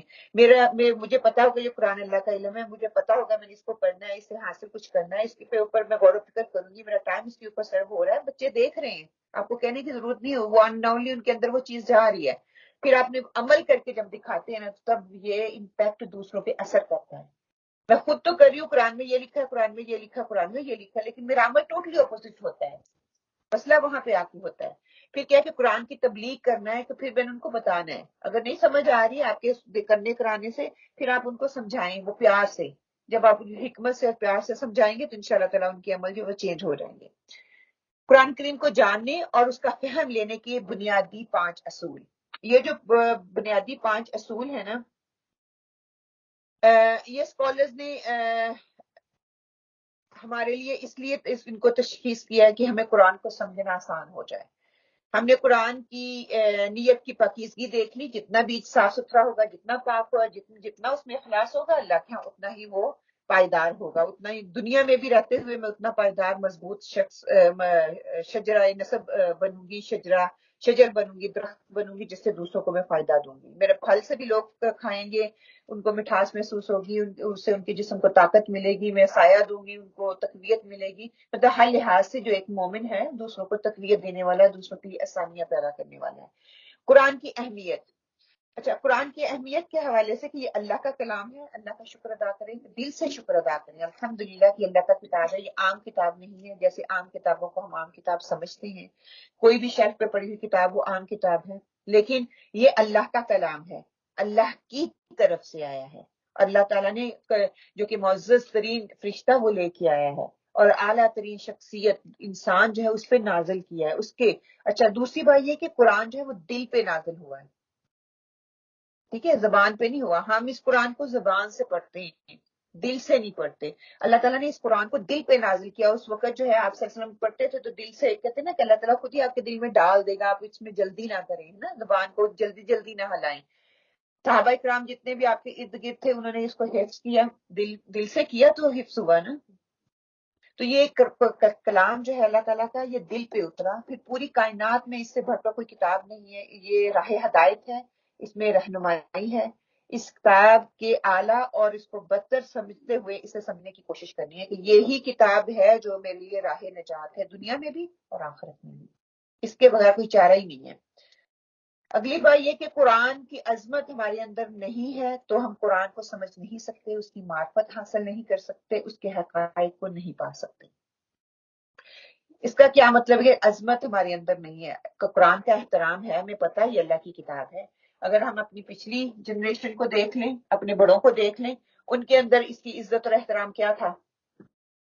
اس کو یزدان میں اچھے سے گلاس میں رکھ کے اوپر شیلف پہ رکھ دو، اس کے اوپر مٹی نہ پڑے، ڈسٹنگ بھی کر لیتے تھے، لیکن اس کو کھولتے کم ہی تھے، یا صرف پڑھ کے بس اس کو بند کیا، بند کر کے اوپر رکھ دیا۔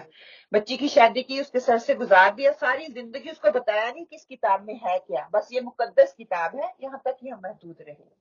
ٹھیک ہے، یہ ایک گلو کہنی، ایک طرف نکل جانا تھا۔ اور اگر آج کل کی جنریشن کو ہم دیکھ لیں تو وہ دوسرے گلو کی طرف گئی ہوئی ہے، وہ کہتی ہے کہ عام کتابوں کی طرح یہ عام کتاب ہے۔ اس کی مطلب کہ ہم دیکھیں، وہ مثال کیا دیتے ہیں، ہم خانہ کعبہ جاتے ہیں تو وہاں پہ دیکھیں پاؤں کے پاس ہی قرآن پاک پڑے ہوتی ہے، لوگ اوپر سے پھلانگ رہے ہوتے ہیں اور ان کو کوئی قدر ہی نہیں ہوتی۔ قرآن کی قدر تو دل میں ہونی چاہیے۔ دیکھیں پہلے اسکالر جو تھے نا، کہتے ہیں کہ اگر ان کے ہاتھ میں 2 یا 3 کتابیں ہوتی تھی نا تو سب سے اوپر قرآن کو رکھتے تھے۔ یہ اللہ کا کلام ہے، کہ اعلیٰ ترین کلام ہے، کہ ہمیں بیلنس راستہ اختیار کرنا ہے، مڈل کا راستہ اختیار کرنا ہے، نہ تو ہمیں اس سائڈ پہ بہت چلے جانا ہے کہ اس کو کھولنا ہی نہیں، نہ اس طرح کہ یہ عام بکوں کی طرح اس کی اہمیت کو نیچا لیا جانا ہے، کہ دونوں میں بیلنس رکھتے ہوئے ہم اس کلام کو کھولنا بھی ہے، اس کو پڑھنا بھی ہے۔ یہ اللہ کا کلام بھی ہے، یہ ساری کتابوں سے برتر بھی ہے، سب سے اعلیٰ ہے، اوپر ہے۔ اس کو سمجھتے ہوئے اس سے فائدہ حاصل کرنے کی کوشش کرنی ہے۔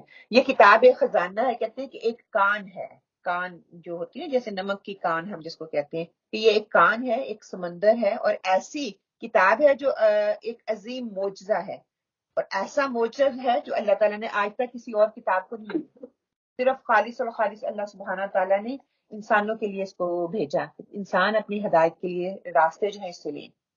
آدمی اس کو سمجھنے کا حق ادا اسی وقت کر سکتا ہے جب اس کے اندر اس کتاب کی عظمت ہوگی، اس کتاب کی اہمیت ہوگی، اس کتاب کے اعجاز کو وہ سامنے رکھے گا، اس کو ہر اس چیز کا علم ہوگا کہ یہ کتاب جو ہے یہ ایک آرڈنری کتاب نہیں ہے، کوئی ایک عام کتاب نہیں ہے۔ اگر میں عام کتاب کے طور پہ کروں گی تو میں بار بار اس چیز کو کوٹ کر رہی ہوں کہ وہ پھر مجھے ویسے ہی گائیڈ کرے گا، کیونکہ میں اس سے لینے کے لیے بیٹھی نہیں ہوں۔ اس کو دوسری کتابوں سے جب ہم ایک کتاب کو پڑھتے ہیں، دیکھیں اس کا اجاز کیا ہے کہ دوسری کتابیں ہم ایک دفعہ پڑھیں گے، 2 دفعہ پڑھیں گے، ہم بور ہو جاتے ہیں، اور قرآن ایک ایسی کتاب ہے جو کہ دنیا میں بار بار پڑھی جانی۔ ہم کتنی دفعہ پڑھتے ہیں، کبھی بور ہوئے نہیں ہوتے نا بور؟ کیوں بار بار پڑھتے ہیں؟ کہ اور بہتر پتہ چلے۔ کیا جب میں پڑھتی ہوں تو مجھے مطلب کا پتہ ہوتا ہے؟ نہیں پتا ہوتا۔ کیوں؟ یہ قرآن کے اندر اللہ تعالیٰ نے سکینت، کہتے ہیں نا قرآن دلوں کے لیے سکون ہے، تو جب میں پڑھتی ہوں مجھے ایک احساس ہوتا ہے کہ میں نے اللہ کی کتاب کو پڑھا ہے، بے شک میں اس کے الفاظ پڑھ لوں نیکیاں تو پھر بھی مجھے مل ہی رہی ہیں، اس کا ایک حق ادا ہے نا اس کو پڑھنا، تو وہ تو میں ادا کر رہی ہوں نا، بار بار میں پڑھتی ہوں۔ چلے ہم لوگ جو رمضان پڑھنے والے ہیں وہ رمضان کی رمضان پڑھتے ہیں، جو ہر روز پڑھنے والے ہیں وہ ہر روز بھی اس کو پڑھتے ہیں، لیکن کبھی نہیں کہا کہ یہ بورنگ ہو گئے، وہی الفاظ بار بار آئیں، اسی الفاظ سے بار بار آپ کو ہر دفعہ نیا مطلب سمجھ میں آئے گا اگر آپ ترجمے کے ساتھ پڑھ رہے ہیں۔ ہاں مزہ آتا ہے۔ دیکھیں کہتے ہیں کہ اس کی مثال جو ہے زمین کی طرح ہے، کہ جس طرح زمین ہوتی ہے نا، کوئی آپ کو بتائے کہ فلاں جگہ پہ سونا دبایا ہوا ہے، ٹھیک ہے، آپ کیا کرو گے؟ وہاں پہ جا کے ڈگ کرنا شروع کر دیتے ہو۔ کیوں ڈگ کرتے ہو؟ سونا ڈھونڈنے کے لیے۔ آپ کا مقصد سامنے ہے نا کہ اس میں سونا ہے، جتنا بھی آپ کو مشقت کرنی پڑے آپ کریں گے، اس کو ڈگ کریں گے، ڈگ کر کے جب آپ کو سونا مل جائے گا تو آپ کو بھی میرا پرپس کمپلیٹ ہو گیا۔ اچھا، اگر آپ کو کوئی کہے کہ وہاں پہ زمین ہے، اس کے اندر کوئلہ ہے یا اس کے اندر دھاتیں ہیں، کیا آپ ویسے ہی محنت کرو گے؟ نہیں کرو گے؟ کرو گے نہیں؟ کیا کہیں گے ہم؟ فضول کہہ رہے لوگ، کوئلہ ہے نا، اس کا کیا فائدہ ہونا، یا دھاتی ہے نا، کیا فائدہ ہے اس سے؟ کوئی تو فائدہ ہونا ہی نہیں ہے۔ ہاں یہی ہمیں قرآن کہتا ہے کہ اس کے اندر ہیرے ہیں، اس کے اندر ایسا علم ہے جو کہ تمہاری زندگی کو ہیرا چمکا دے گا۔ تو ہم کہتے ہیں ہم نے اس کی طرف نہیں آنا، ہم نے کانوں کی طرف جا رہے ہیں، ہم دنیا کی طرف جا رہے ہیں جو کہ فائدہ مند نہیں ہے، کوئلہ نہیں ہے، کوئلے جیسی ہے جو کہ ایک دھات جیسی ہے، بظاہر ہمیں خوبصورت بنا کے چمکتی ہوئی نظر آ رہی ہے، لیکن اس کا کوئی فائدہ نہیں ہے۔ میں اپنا وقت، اپنا ٹائم، اپنی صلاحیت اس کے لیے لگا رہی ہوں۔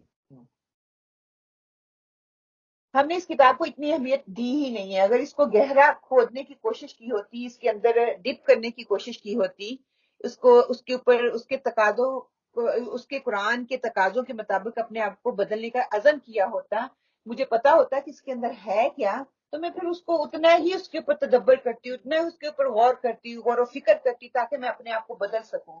اچھی اچھی نصیحتوں اور کہانیوں سے، یا پھر جب کہ کوئی سختی آئے تو ہم نے یا تو اس میں پتہ ہے ہم کیا غلو کرتے ہیں، کہتے ہیں اس میں فلاں نبی کی سٹوری ہے، فلاں کی سٹوری ہے، ہاں ان سے ہم سبق حاصل کرتے ہیں، سٹوریاں ہیں، اللہ تعالیٰ نے کس لیے دی سٹوریاں؟ قرآن سے تعلق رہے، ہم اسے سیکھیں، جو ان نبیوں اور پیغمبروں پہ وہ سٹوریاں بیان کی گئی ہیں، جو جس طرح انہوں نے اس کے ساتھ ڈیل کیا، میں اور آپ بھی ویسے حالات آئیں تو اس کے ساتھ ڈیل کریں، ہے نا، سیکھنے کے لیے ہمیں وہ دیا گیا ہے۔ اگر یا صرف اس لیے کہ کوئی تکلیف پریشانی آئے گی سال سوال کے لیے ہم اس کو کر لیں گے، ہے نا، یا پھر اس لیے کہ اس قرآن سے جو میرے اندر غلط فہمیاں ہیں وہ دور ہوں، میں اس لیے اس قرآن کو پڑھوں، میرا اندر جو ہے وہ صاف ہو، قرآن کو بغیر پڑھے بغیر سمجھے وہ فائدہ مجھے حاصل نہیں ہوگا، میرے اندر کی صفائی نہیں ہوگی، کیونکہ میرے اندر تو شیطان بس رہا ہے، دنیا بس رہی ہے، اس کو میں کیسے نکالوں گی اپنے دل کے اندر سے؟ یہ قرآن دلوں کی صفائی کے لیے ہے، قرآن دلوں کی صفائی کرتا ہے۔ دنیا کی مثال اس طرح کہ اس دنیا کے علم کے لیے ہم کتنے گھنٹے لگا دیتے ہیں، کتنا گھنٹے سرو کرتے ہیں، میری صلاحیتیں بھی اس کے لیے جا رہی ہیں، میرا وقت بھی اس کے لیے جا رہا ہے، میں اگر جوان ہوں تو میری جوانی بھی اس کے لیے جا رہی ہے۔ اللہ تعالیٰ قرآن پاک میں کیا کہتے ہیں؟ عرش کے سائے کے نیچے وہ جوان جس نے اپنے آپ کو دین کے لیے صرف کر دیا، دین علم کے لیے صرف کر دیا، وہ قیامت والے دن عرش کے سائے کے نیچے ہوگا، اس وقت جس وقت کہیں دھوپ، ہر طرف دھوپ ہی دھوپ ہوگی، ہر طرف سختی سختی ہوگی، اللہ تعالیٰ کہتے ہیں میں اس پہ سایہ کروں گا۔ کیوں؟ کیونکہ اس نے اپنی جوانی کو بچا کے غلط کاموں سے دین حاصل کرنے کے لیے، دین کا علم حاصل کرنے کے لیے لگا دیا، وہ نیکی کی طرف لگا رہا۔ پھر قرآن مجید کے تقاضوں کے مطابق جو بدلنا ہے اس کے لیے اس کا عزم کرنا، وہ میں کیسے کروں گی کہ قرآن پاک جو ہے حقیقی فائدہ اس سے اٹھانے کے لیے مجھے کیا کرنا ہوگا کہ یہ مجھے ایک انسان ہونے کے ناطے مجھے عزم کرنا ہے کہ اپنے آپ کو قرآن کے تقاضوں کے مطابق میں بدلوں گی۔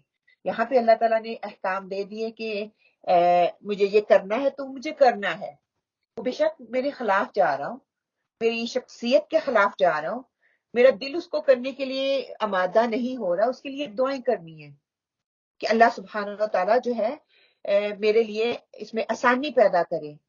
یہ علم جو ہے اللہ کا حق اور سچ ہے، یہ قرآن حق اور سچ ہے، اس کے احکامات حق اور سچ ہیں، اگر کمی ہے تو میرے اندر یہ کمی ہے، میں اس کو اس طریقے سے اس لیول کے ساتھ سمجھ نہیں رہی، تو اللہ تعالیٰ میرے دلوں کو جو ہے نرم کر دے، میں اس چیز کے اس حکم کو لے سکوں۔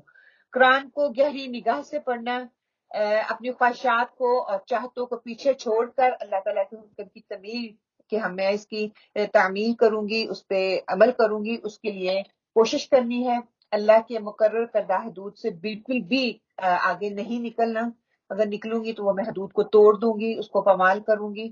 پھر قرآن کا راستہ تو بالکل سیدھا راستہ ہے، صحیح راستہ ہے جو ہمیں قرآن اس پہ چلنے کے لیے کہتا ہے، اور ایسی راہ ہے جو کہ ہمارا نفس اس پہ ہمیں لے کر چلے گا اگر ہماری تڑپ ہوگی، ہماری طلب ہوگی۔ اللہ تعالیٰ بار بار قرآن پاک میں کہتے ہیں ہدایت میرے اختیار میں ہے، میرے ہاتھ میں ہے، جو اس کے لیے تڑپ اور کوشش کرے گا، ہم اہدنا الصراط المستقیم تو کہتے ہیں لیکن ہمارے عمل جو ہے ٹوٹلی اپوزٹ ہوتے ہیں۔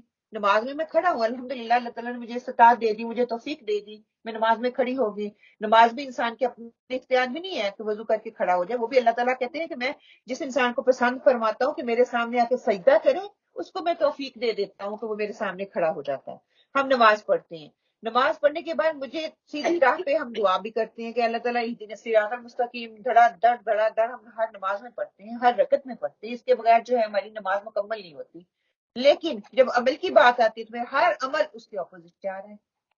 اس دن بھی ہم بتا رہے ہیں جھوٹ بولتے ہیں، ہاں جھوٹ بولتے ہیں، ہم ہر وہ کام کرتے ہیں جس کو اللہ تعالیٰ نے کرنے سے منع فرمایا ہے، کیونکہ میرا دل چاہ رہا ہے، میں نے کرنا ہے، پھر اس کے باوجود شکر مجھ سے نہیں نکلتا کہ میں اتنی میرے اندر برائیاں ہونے کے باوجود میرا رب مجھے توفیق دیتا ہے کہ اس کے آگے میں سجدہ ریز ہو جاؤں، کیوں مجھے وہ بار بار موقع دے رہا ہے؟ سیدھے راستے پر چلتے ہوئے مشکلات تو آئیں گی، کامیابی اور فلاح کا راستہ اپنانا ہوگا تو اس کے لیے قرآن کو ایک سانچے میں اپنے آپ کو، مجھے سانچے جو قرآن ہے نا وہ ایک ہمیں سانچہ دیتا ہے، جیسے اینٹ نہیں بناتے ہم، اینٹ کے لیے ایک سانچہ ہوتا ہے نا، وہ یہ جتنی بھی مرضی اپنے آپ کو نرم کرنا پڑتا ہے، اسی لیے تو وہ مٹی اس کے اندر جا کے پڑ جاتی ہے نا. اگر وہ مٹی سخت ہو تو واقعی ویسے اینٹ بنے گی نہیں بنے گی. یہ جو قرآن ہے ہمارے دلوں کو نرم کرتا ہے، اس پہ انشاءاللہ تعالیٰ ہم آگے بھی بات کریں گے. جب نرم کرتا ہے تو پھر جس سانچے میں وہ اللہ تعالیٰ چاہتے ہیں وہ ویسے ویسے ڈلتا جاتا ہے، بالکل ویسے ہی جیسے ایک ننھا سا پودا نکلتا ہے، ایک بیل نکلتی ہے، تو وہ ہم جس طرف اس کا رخ موڑنا چاہتے ہیں مڑ جاتی ہے نا آسانی سے، نرم ہوتی ہے، اس کے اندر لچک ہوتی ہے. تو انسان کے اندر پھر لچک آنا شروع ہو جاتی ہے اور کامیابی کے دروازے اس کے لیے کھلنا شروع ہو جاتے ہیں. اس حقیقت کی طرف قرآن میں یوں اللہ تعالیٰ ارشاد فرماتے ہیں، جو ہماری راہ میں جد و جہد کریں گے ہم ضرور ان پر اپنی راہیں کھول دیں گے. اور اللہ تعالیٰ خوبی کے طالب جو ہیں ان کا ساتھ دیتا ہے، ان کو کبھی اکیلا نہیں چھوڑتا. اگر میں آج تہیہ کر لوں گی، اگر میں آج ارادہ کر لوں گی، ٹھیک ہے، اگر میں اپنے آپ سے کہوں گی کہ مجھے جو ہے قرآن کو سیکھنا ہے، اس پہ عمل کرنا ہے، مشکلیں آئیں گی، آسانی نہیں ہوگی، لیکن عزم کریں گے تو انشاءاللہ تعالیٰ اللہ تعالیٰ کہتے ہیں میں اس انسان کے ساتھ ہوں. اچھا، اگلا جو ہے تدبر. آپ کی نظر میں تدبر کیا ہے؟ جب ہم قرآن کے فہمی کے اصولوں کو پڑھتے ہیں کہ نیت بھی میں نے پکیزہ کر لی، قرآن کی اہمیت کو بھی میں نے اب جان لیا، مجھے پتا یہ اللہ تعالیٰ کی کتاب ہے، اچھا اس کے تقاضوں کے مطابق میں نے بدلنے کا عزم بھی کر لیا ہے، ٹھیک ہے، اللہ سے کہیں کہ اللہ تعالیٰ ہمیں اس قابل بنا دے کہ میں اپنے آپ کو قرآن کے مطابق ڈھالنے کی کوشش کروں، ٹھیک ہے، چلو فلی نہیں، انسان ہے، ہمارے اندر کمیاں کوتاہیاں رہیں گی. تدبر کیا ہے؟ کیا سمجھ آتی ہے؟ غور و فکر کرنا. اوکے، ٹھیک ہے. اس سے جو سیکھیں تو آپ نے اپلائی سیکھ کے اپنے اوپر اپلائی کرنا، ٹھیک ہے، اوکے. خود کی غلطیاں اور خود کی کمیاں سوچو، خود کے اوپر کنیکٹ کرو. ہاں، کہ اس کو میں نے اپنے اوپر اپنے لیے پڑھنا ہے، ٹھیک ہے، انشاءاللہ. دیکھیں اللہ تعالیٰ ارشاد فرماتے ہیں کہ یہ مبارک کتاب ہم نے تمہاری طرف اتاری تاکہ لوگ اس کی آیتوں پر غور و فکر کریں اور اہل فہم اس سے نصیحت حاصل کریں. بار بار ہم عمل کی بات کر رہے ہیں نا، کہ عمل نصیحت یہی ہے نا کہ اس کو میں نصیحت کے لیے لوں، یہ میرے لیے ہے، یہ زندہ کتاب ہے. زندہ کتاب تو تبھی اس کو کہا گیا نا کہ اگر میں اپنے حالات کے ساتھ اس کو دیکھوں تو زندہ ہے، میں زندہ ہوں اور میرے لیے ہی اتر رہی ہے، اسی وقت اتر رہی ہے. قرآن کھول کر پڑھ لینا اور اس کے معنی کی طرف دھیان نہ دینا یہ قرآن پڑھنے کا طریقہ نہیں ہے.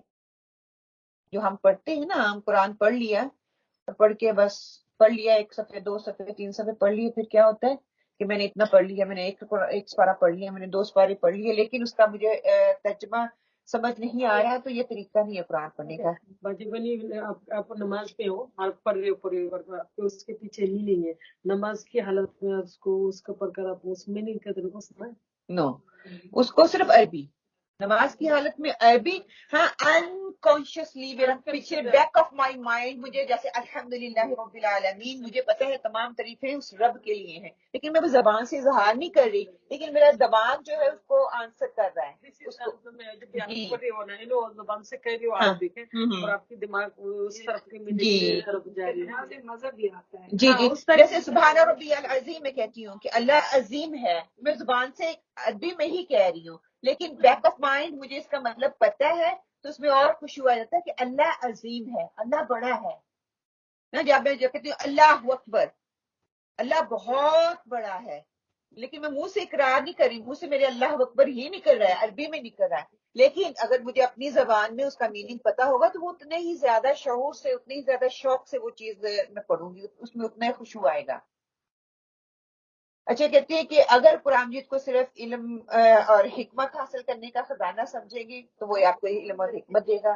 اگر آپ اس کو بابرکت سمجھیں گے تو اس کو بابرکت وہ آپ کو برکت کے لیے دیے گا. اگر آپ کوئی مصیبت یا پریشانی کو دور کرنے کے لیے پڑھیں گے تو آپ کو مصیبت پریشانی بھی دور کر دے گا. اور اگر مرنے والوں کے لیے، میت کے لیے پڑھیں گے تو وہ آپ کو اس کے لیے سارے ثواب بھی کر دے گا. اور اگر آپ اس قرآن سے فائدہ اٹھانے کے لیے پڑھیں گے تو آپ کو یہ ڈیفینیٹلی فائدہ دے گا. یہ قرآن آپ کو فائدہ دیتا ہے اور دے گا. اور اللہ تعالیٰ نے اس کتاب کے لیے نازل بھی فرمایا کہ لوگ اس کتاب کو کھولیں، اس پر غور و فکر کریں، اپنے عملوں کو بدلیں، اس کو سوچیں. جب وہ سوچیں گے، غور و فکر کریں گے تو انشاءاللہ یہ کتاب جو ہے ان کے لیے دنیا میں بھی اور آخرت میں بھی فائدہ اور نجات کا ذریعہ بن جائے گی.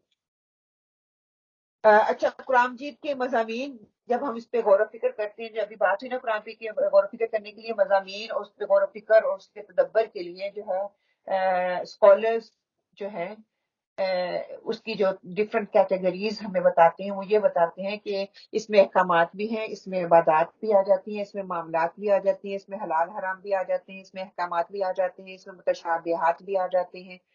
پھر اس کے بعد مین تھیم جو توحید رسالت ان آخرت وہ آ جاتی ہے. توحید رسالت ان آخرت میں ہی یہ ساری چیزیں آ جاتی ہیں، احکامات، عبادات اور ساری.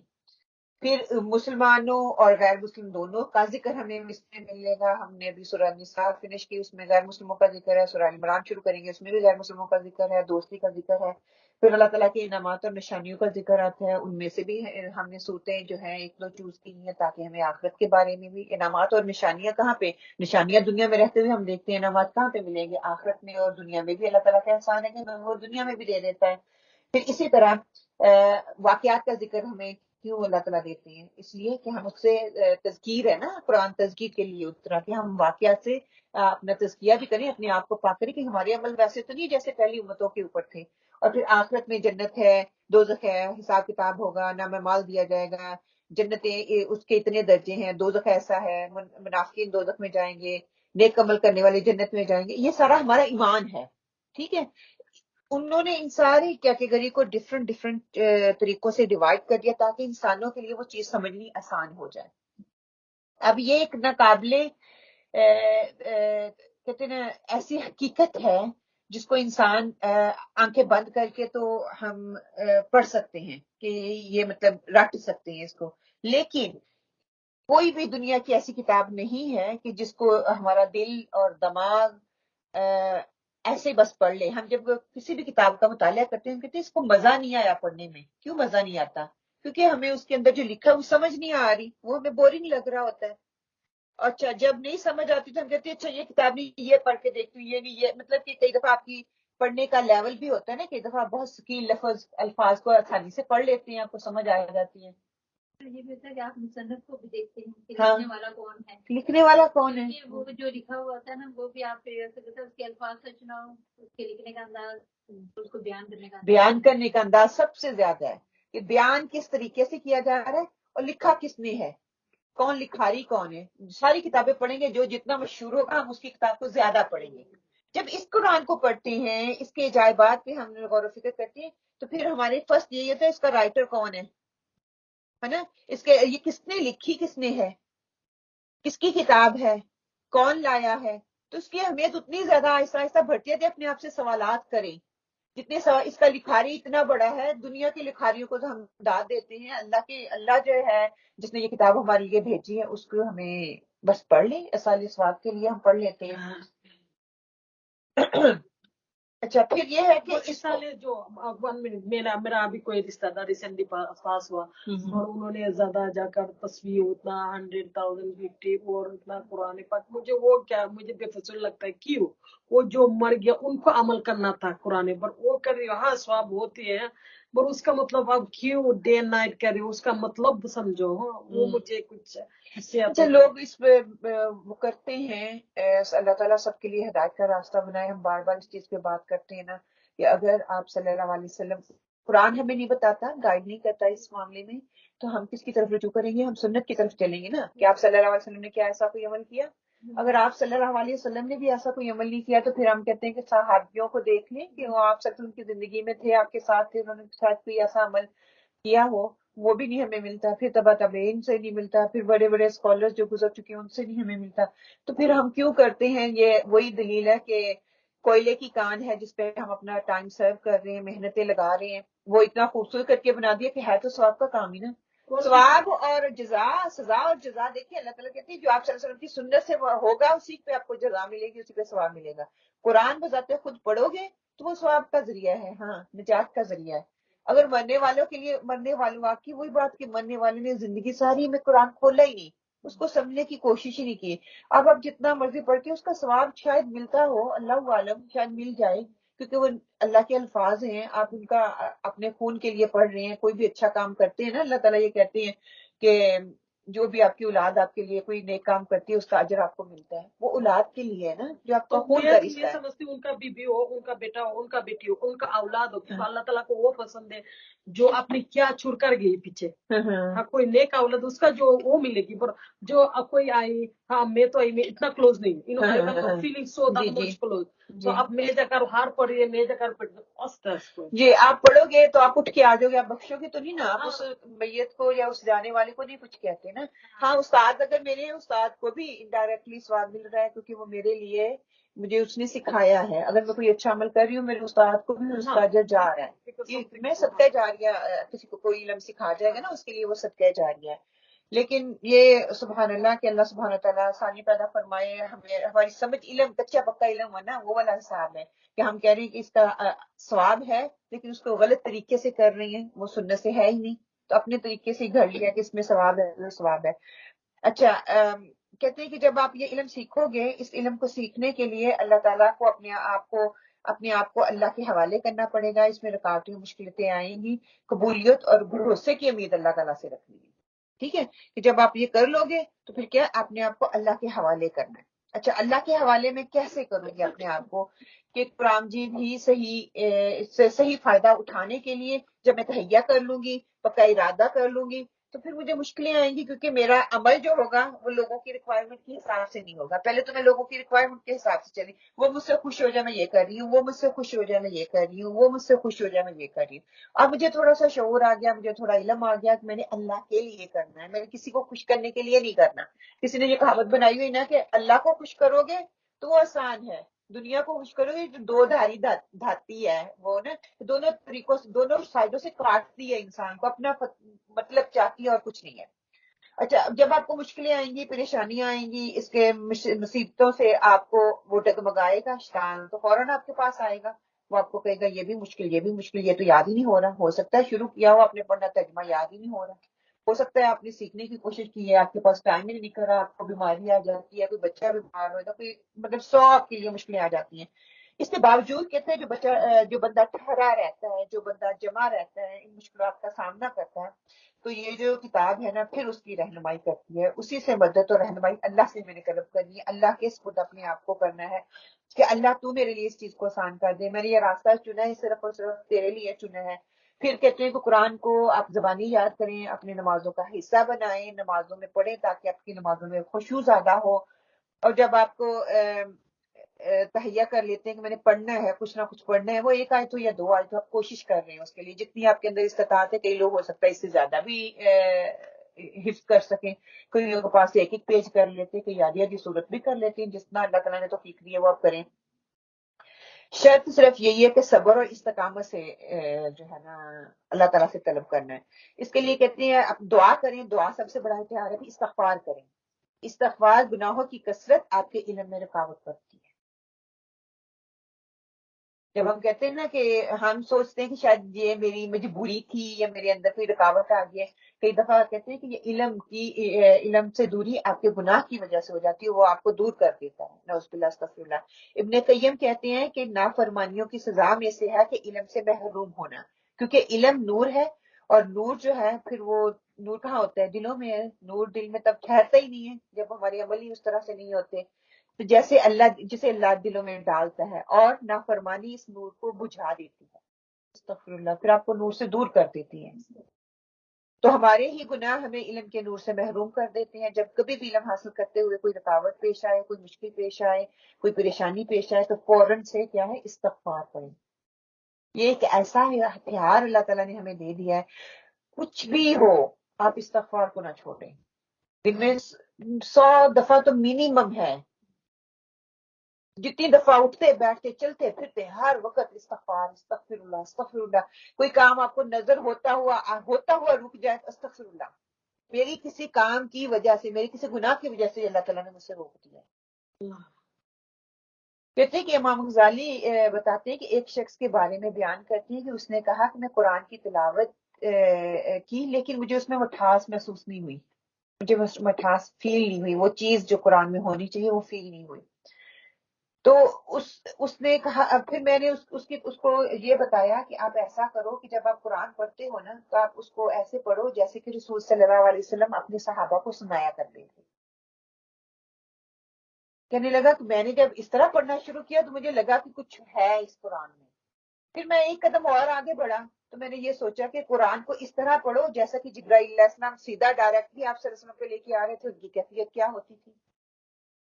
میں نے قرآن کو ویسے پڑھنا شروع کر دیا. کہتے جب میں نے اس طریقے سے پڑھا کہ یہ قرآن ڈائریکٹلی جب آپ صلی اللہ علیہ وسلم پہ نازل ہو رہا ہے، ڈائریکٹلی قرآن میرے اوپر اتر رہا ہے، تو میری کیفیت اور بدل گئی. اس طرح کرتے کرتے کرتے پھر جب مجھے یہ محسوس ہوا کہ اچھا جبرائیل علیہ السلام کو رسول صلی اللہ علیہ وسلم کو دے دیا ہے، رسول صلی اللہ علیہ وسلم تک پہنچا تھا، رسول صلی اللہ علیہ وسلم کی کیا کیفیت ہوتی تھی، پھر میں ایک قدم اور آگے بڑھا. کہتے اس طرح میں قدم بڑھاتے بڑھاتے آج اس لیول پہ ہوں کہ میں آپ کو بتا سکتا ہوں قرآن کی مٹھاس کیا ہے. کہ وہ کیفیت قرآن میں پڑھ رہی ہوں، ایک پیج ہے، آپ وہ پہلے تو یہ سوچیں کہ اللہ کا کلام ہے، مجھے اس سے قربت حاصل نہیں ہو رہی، تو پھر وہ سارے پروسیجر مجھے پتا ہونے چاہیے کہ اچھا اللہ تعالیٰ نے آپ صلی اللہ علیہ وسلم پہ نازل فرمایا تھا، آپ صلی اللہ علیہ وسلم کی کیا کیفیت ہوا کرتی تھی، مجھے ایٹ لیسٹ ویسی کیفیت بنا لینی چاہیے. اگر وہ بھی نہیں ہو رہی تو ڈائریکٹ میرے اوپر ہی نازل ہو رہا ہے اور میرے لیے نازل ہو رہا ہے. تو دیکھیے پھر اس قرآن میں بٹھا، پھر وہ ہو جائے گا مکالمہ، اللہ ڈائریکٹ آپ سے بات کر رہا ہے، آپ نے یہ کرنا ہے یہ کرنا ہے. پھر مومنین کچھ نہیں کہ اللہ تعالیٰ مجھے کہہ رہا ہے کہ سادی آپ نے یہ کام کرنا ہے، یہ کرنا ہے، یہ کرنا ہے، آپ اپنا اپنا نام لے کے، تو پھر کیوں نہ آپ کو وہ حکم آئے گا کہ جو اللہ تعالیٰ کہہ رہے ہیں. کہتے ہیں ان احساسات نے میرے اندر ایسی مسرت اور مٹھاس بھر دی، پھر یہ قرآن مکمل طور پر میں قرآن جو ہے اس کے اندر میرے اندر چھا گیا. اور ہم بھی ایسا ہی سوچیں گے تو انشاءاللہ تعالیٰ ہمارے اندر بھی ایسی ہی کیفیت آئے گی. شاید اس لیول تک ہم نہ آئیں، اس لیول تک نہ کر سکیں، لیکن کوشش کرنے میں کوئی قباحت نہیں ہے. اس بات کا خیال رکھیں کہ شیطان آپ کی نیت میں فطور جو ہے وہ ضرور ڈال سکتا ہے. وہ فطور کیسے ڈالے گا؟ آپ کو قرآن کے معنی اور پیغام سے بے خبر رکھ سکتا ہے کہ جاننے کی ضرورت نہیں، پڑھ رہے ہیں نا، ثواب تو مل ہی رہا ہے نا، قرآن پاک ثواب کے لیے اترا ہے. یہی ہمارا کانسیپٹ ہے اور یہی آج تک دیا جا رہا ہے نا. ہاں بس جتنی آگے اتنی ٹھیک ہے، آگے جانے کی ضرورت نہیں. یہ شیطان کا حملہ ہے. کیوں نہیں ہم دنیا میں کہتے ہیں کہ 50 پاؤنڈ مل رہے ہیں تو 100 نہیں میں نے لینے، جب 100 کی آفر ہوتی ہے جاتی ہے نا 100 کو ڈھونڈنے کے لیے، مشکل بھی ہو رہی ہے، نہیں 100 پاؤنڈ مل رہی ہیں، چلو 50 چھوڑو 100 کے لیے بھاگو. ایگزیکٹلی دریا چھوٹا ہے، سمندر ہے.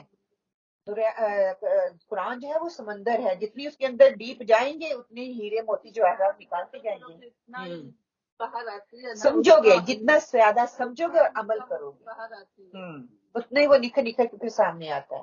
اور یہ پیغام بے خبر رکھ سکتا ہے. پھر یہ کہ ایک اشتان جو ہے قرآن کے معنی اور پیغام سے بے خبر رکھ سکتا ہے، آپ کو ذہن میں شکوک و شبہات پیدا کر سکتا ہے. کیوں؟ آپ کو کیا معلوم کہ دین اسلام ہی صحیح ایمان ہے، قرآن ہی اللہ کی کتاب ہے. مطلب کئی طرح کے شیطان آپ کے دلوں میں وسوسے ڈال سکتا ہے. اللہ کے کلام اور آپ کی روح کے درمیان جو ہے وہ رکاوٹ پیدا کر سکتا ہے کہ اس کے اندر حجاب حائل ہو جاتے ہیں، ہے نا، کہ آپ اس چیز کو، جیسے ابھی میں نے امام غزالی کی بات ہے نا، وہ مٹھاس ہی نہیں فیل ہو رہی. پڑھ تو رہے ہیں، روٹین بھی ہے، بس ایک عادتاً پڑھ رہے ہیں. جو حلاوت اس سے آنی چاہیے تھی، جو مٹھاس ملنی چاہیے تھی، جو تبدیلی آنی چاہیے تھی، وہ تبدیلی نہیں آ رہی. آج دیکھیں کتنے پڑھنے والے ہیں قرآن، کتنی تبدیلی آ رہی ہے.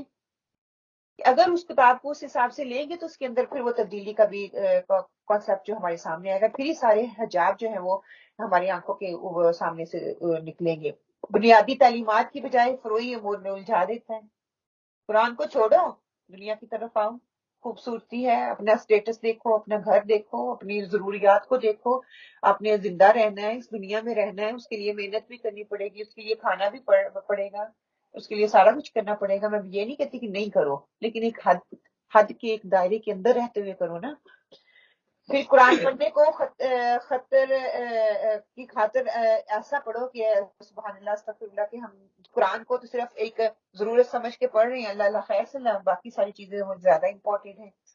پھر ان سارے کام کے لیے ایک بات یاد رکھیں کہ صبر اور استقامت بہت ضروری ہے. جب تک میرے اندر صبر نہیں ہوگا، اچھا میں اتنی دیر سے پڑھ رہی ہوں تو سمجھ ہی نہیں آ رہی، اتنی دیر سے میں پڑھ رہی ہوں میرا عمل ہی چینج نہیں ہو رہا ہے نا. اس کے لیے پھر دعائیں، استقامت کرتے جائیں. میں ہر صورت یہ کام کرتی رہوں گی، انشاءاللہ کرتی رہوں گی. اللہ کی مدد ملے گی، مشکل آئے گی، پریشانی آئے گی. اللہ تعالیٰ قرآن پاک میں کہنا ان مع العسر یسرا، مشکل کے ساتھ آسانی ہے. آج مشکل ہے تو کل اس میں راہیں کھلی ہوئی ہیں، اس میں کہیں نہ کہیں روشنی کی کرن ہے. لیکن شروع میں جب آپ سیکھنا شروع کرتے ہیں تو آپ کو کیا محسوس ہوتا ہے؟ کہ بہت مشکل ہے. پھر آہستہ آہستہ جب رولز آنا شروع ہو جاتے ہیں, تھوڑا سمجھ آنا شروع ہو جاتی ہے, تو آپ کہتے ہیں اچھا مجھے یہ بھی آتا ہے. یو فیل سیلف پراؤڈ ہوتا ہے کہ میں الحمدللہ دنیا کے علم کے ساتھ ساتھ اللہ کا علم بھی میرے اندر آ رہا ہے.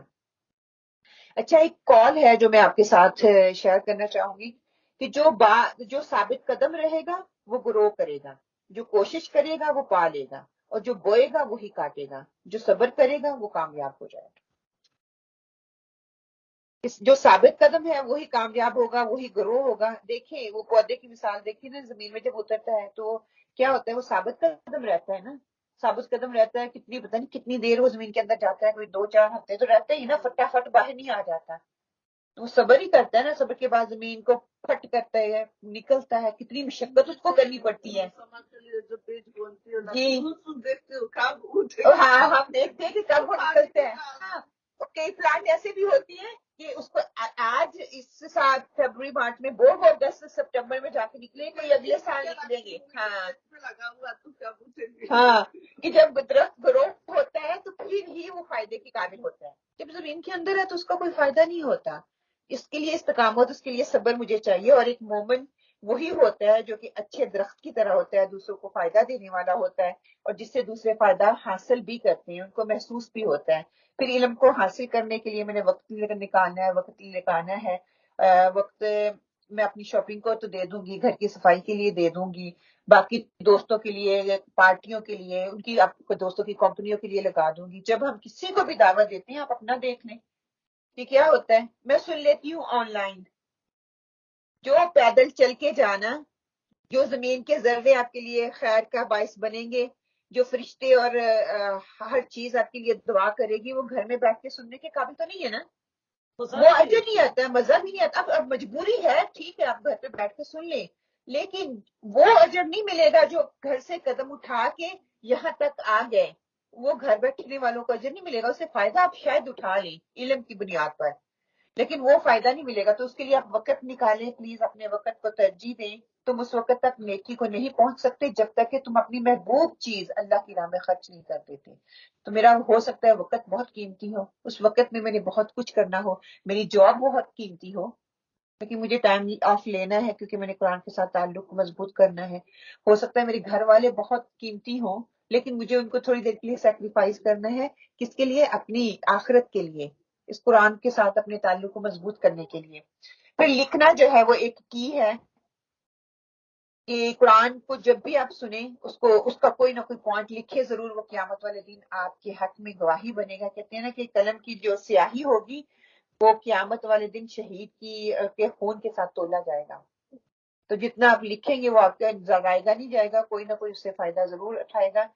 علم کے ساتھ روزانہ کا تعلق آپ ضرور رکھیں کہ میں نے قرآن کو پڑھنا ہے, سمجھنا ہے, سمجھنے کی کوشش کرنی ہے, اس سے میں نے فائدہ اٹھانا ہے. اور جب فائدہ اٹھا لیں گے تو انشاءاللہ تعالیٰ وہ میرے لیے عمل کا ذریعہ بن جائے گا. اور آپ صلی اللہ علیہ وسلم نے فرمایا تھا کہ اللہ کے نزدیک پسندیدہ عمل وہ ہے جسے پابندی سے اور ہمیشہ کیا جائے, ہاں تھوڑا ہی کیا جائے, اور اس کی دہرائی کرنی ہے. آپ صلی اللہ علیہ وسلم نے فرمایا صاحب علم کی مثال رسی سے بندھے ہوئے اونٹ کے مالک جیسی ہے. اگر وہ اس کی نگرانی رکھے گا تو وہ اسے روک سکے گا, ورنہ وہ اونٹ کیا کرے گا, رسی توڑ کر بھاگ جائے گا.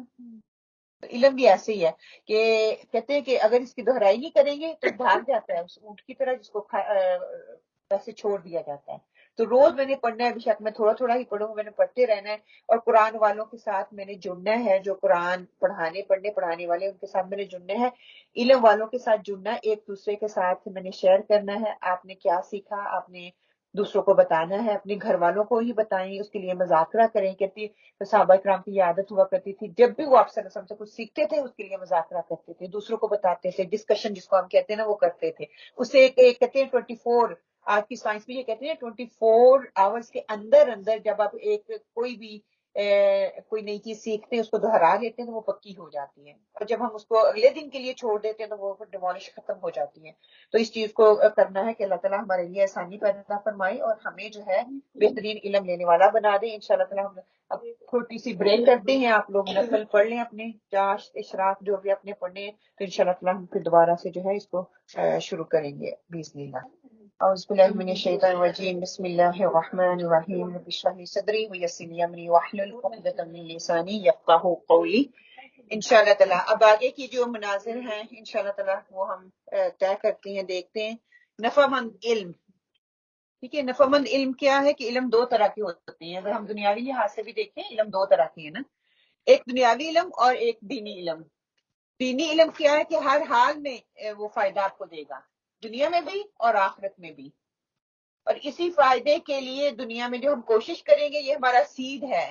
دنیاوی علم جو ہے ہمارا سیڈ ہے کہ ہم کس طرح سے اس کو لیتے ہیں۔ پھر دنیاوی علم کیا ہے، کچھ علوم فائدہ مند ہے اور کچھ فائدہ نہیں دیتے، کچھ آپ کو فائدہ دوسروں کو فائدہ دینے والے بن جاتے ہیں، کچھ علوم بس ایسے ہی ہم کر رہے ہیں، شوق ہے، ٹائم اپنا اسپینڈ کر رہے ہیں، یعنی کہ نہیں دنیاوی علم ہم کریں گے تو ہی ہمیں جو ہے دنیاوی علم ہی آپ کو اللہ کے قریب کرتا ہے۔ دیکھیں بہت سے ایسے ڈاکٹرز ہیں جو کہ ڈاکٹری کرتے کرتے اللہ تعالیٰ انسان کی باڈی کو انہوں نے ریسرچ کیا تو انہوں نے بعد میں ریئلائز کیا کہ اللہ تعالیٰ نے انسان کو کیسے بنایا، تو وہ مسلمان ہوئے ہیں، کئی جو ہیں وہ بڑے بڑے اسکالر بن گئے۔ اسی وجہ سے دنیاوی علم اتنا ہی امپورٹنٹ اور ضروری ہے جتنا کہ دین کا علم، لیکن نجات جو ہے وہ دین کے علم میں ہے، دنیاوی علم دنیاوی فائدوں سے ہے، اور اللہ تعالیٰ نے کہا ہے کہ جس پرپس کے لیے انسان کو بھیجا وہ اپنا پرپس پورا کرے۔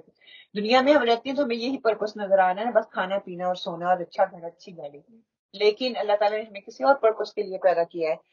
طالب علم ہونے کے ناطے میری اور آپ کی ذمہ داری کیا ہے کہ جو علم حاصل کر رہی ہوں اس سے کس کو کتنا فائدہ دے رہی ہوں، وہ دنیاوی علم ہو جب وہ دنیا کا علم دین کا علم ہو، اس سے میں کتنا 10%، 20%، 50%، 75% فائدہ میں کیسے دوں گی؟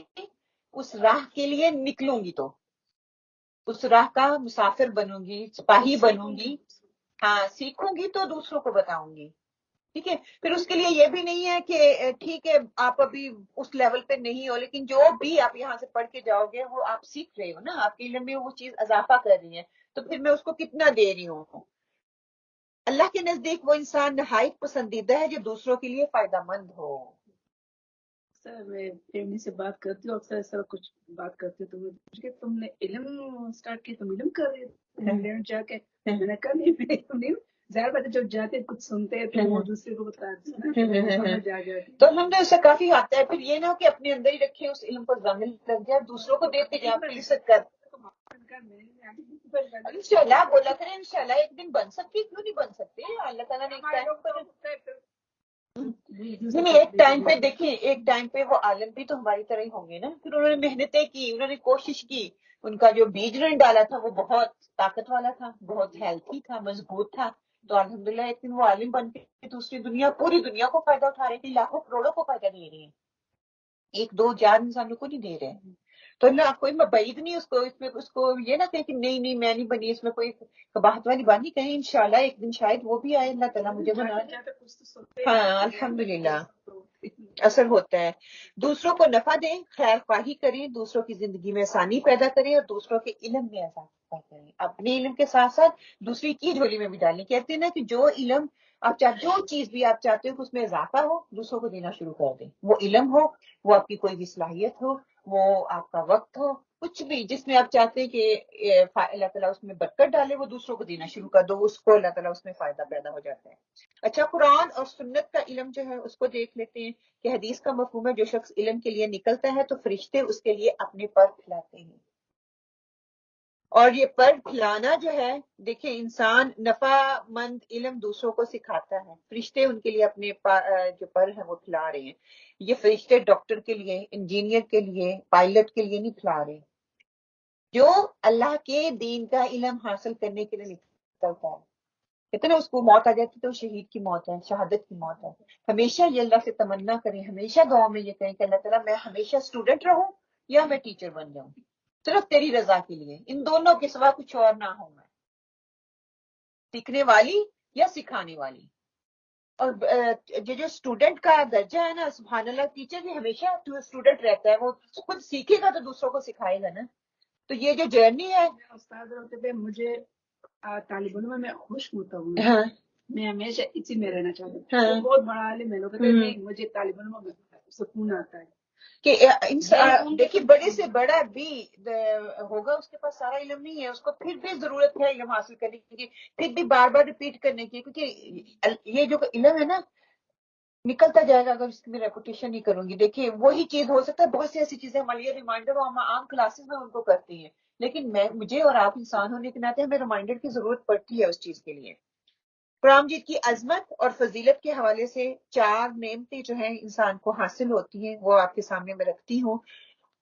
قرآن مجید سیکھنے والوں کو اللہ تعالیٰ نے 4 نعمتوں سے نوازا، جیسا کہ صحیح مسلم، سنن نبی داؤد، ترمذی اور مسند احمد میں حضرت ابو ہریرہ کہتے ہیں کہ رسول صلی اللہ علیہ وسلم نے فرمایا مجتمع قوم فی بیت من بیوت اللہ یتلون کتاب اللہ ویتدارسونہ بینہم الا نزلت علیہم السکینۃ وغشیتہم الرحمہ وخفتهم الملائکۃ وذکرهم اللہ فی من عنده ومن بطأ به عمله لم يسرع به نسبہ. کہ جب کچھ لوگ اللہ کے گھر یعنی کہ مسجد میں جمع ہو کر قرآن مجید کی تلاوت کرتے ہیں اور آپس میں ایک دوسرے سے پڑھتے پڑھاتے ہیں تو ان پہ کون سی 4 چیزیں اللہ تعالیٰ نازل فرماتا ہے؟ پہلی، سب سے پہلے سکینت نازل ہوتی ہے، باہر اور اندر سے ان کو سکون ملتا ہے. دوسری، اللہ کی رحمت انہیں ڈھانپ لیتی ہے. سبحان اللہ. تو ہم سارے اب جہاں پہ بیٹھے ہوئے ہیں ہمارے اندر سکون ہے اور اللہ کی رحمت نے ہمیں ڈھانپا ہوا ہے. جب ہم چل کے آئے ہیں تو فرشتوں نے کیا ہے اپنے پر بچھائے ہوئے تھے. ہر جب انسان قدم اٹھاتا ہے تو فرشتے ہمارے پاؤں کے نیچے اپنے پر بچھاتی ہیں. سبحان اللہ کے دین کے علم کو حاصل کرنے کی اتنی فضیلت ہے. پھر فرشتے انہیں احتراماً گھیرے میں لے لیتے ہیں. اللہ تعالیٰ ان کا ذکر ان کے پاس کرتے ہیں جو اس کے پاس ہے یعنی کہ فرشتے. اور یاد رکھو جس شخص کو اس کے عمل نے پیچھے رکھا اس کا نسب اس کو آگے نہیں کر سکے گا. میں امیر ہوں، بڑی میں جاٹ رجپوت جو بھی ہوں، وہ نسب آگے نہیں کرے گا. علم کی بنیاد پہ انسان کو مرتبے دیے جائیں گے.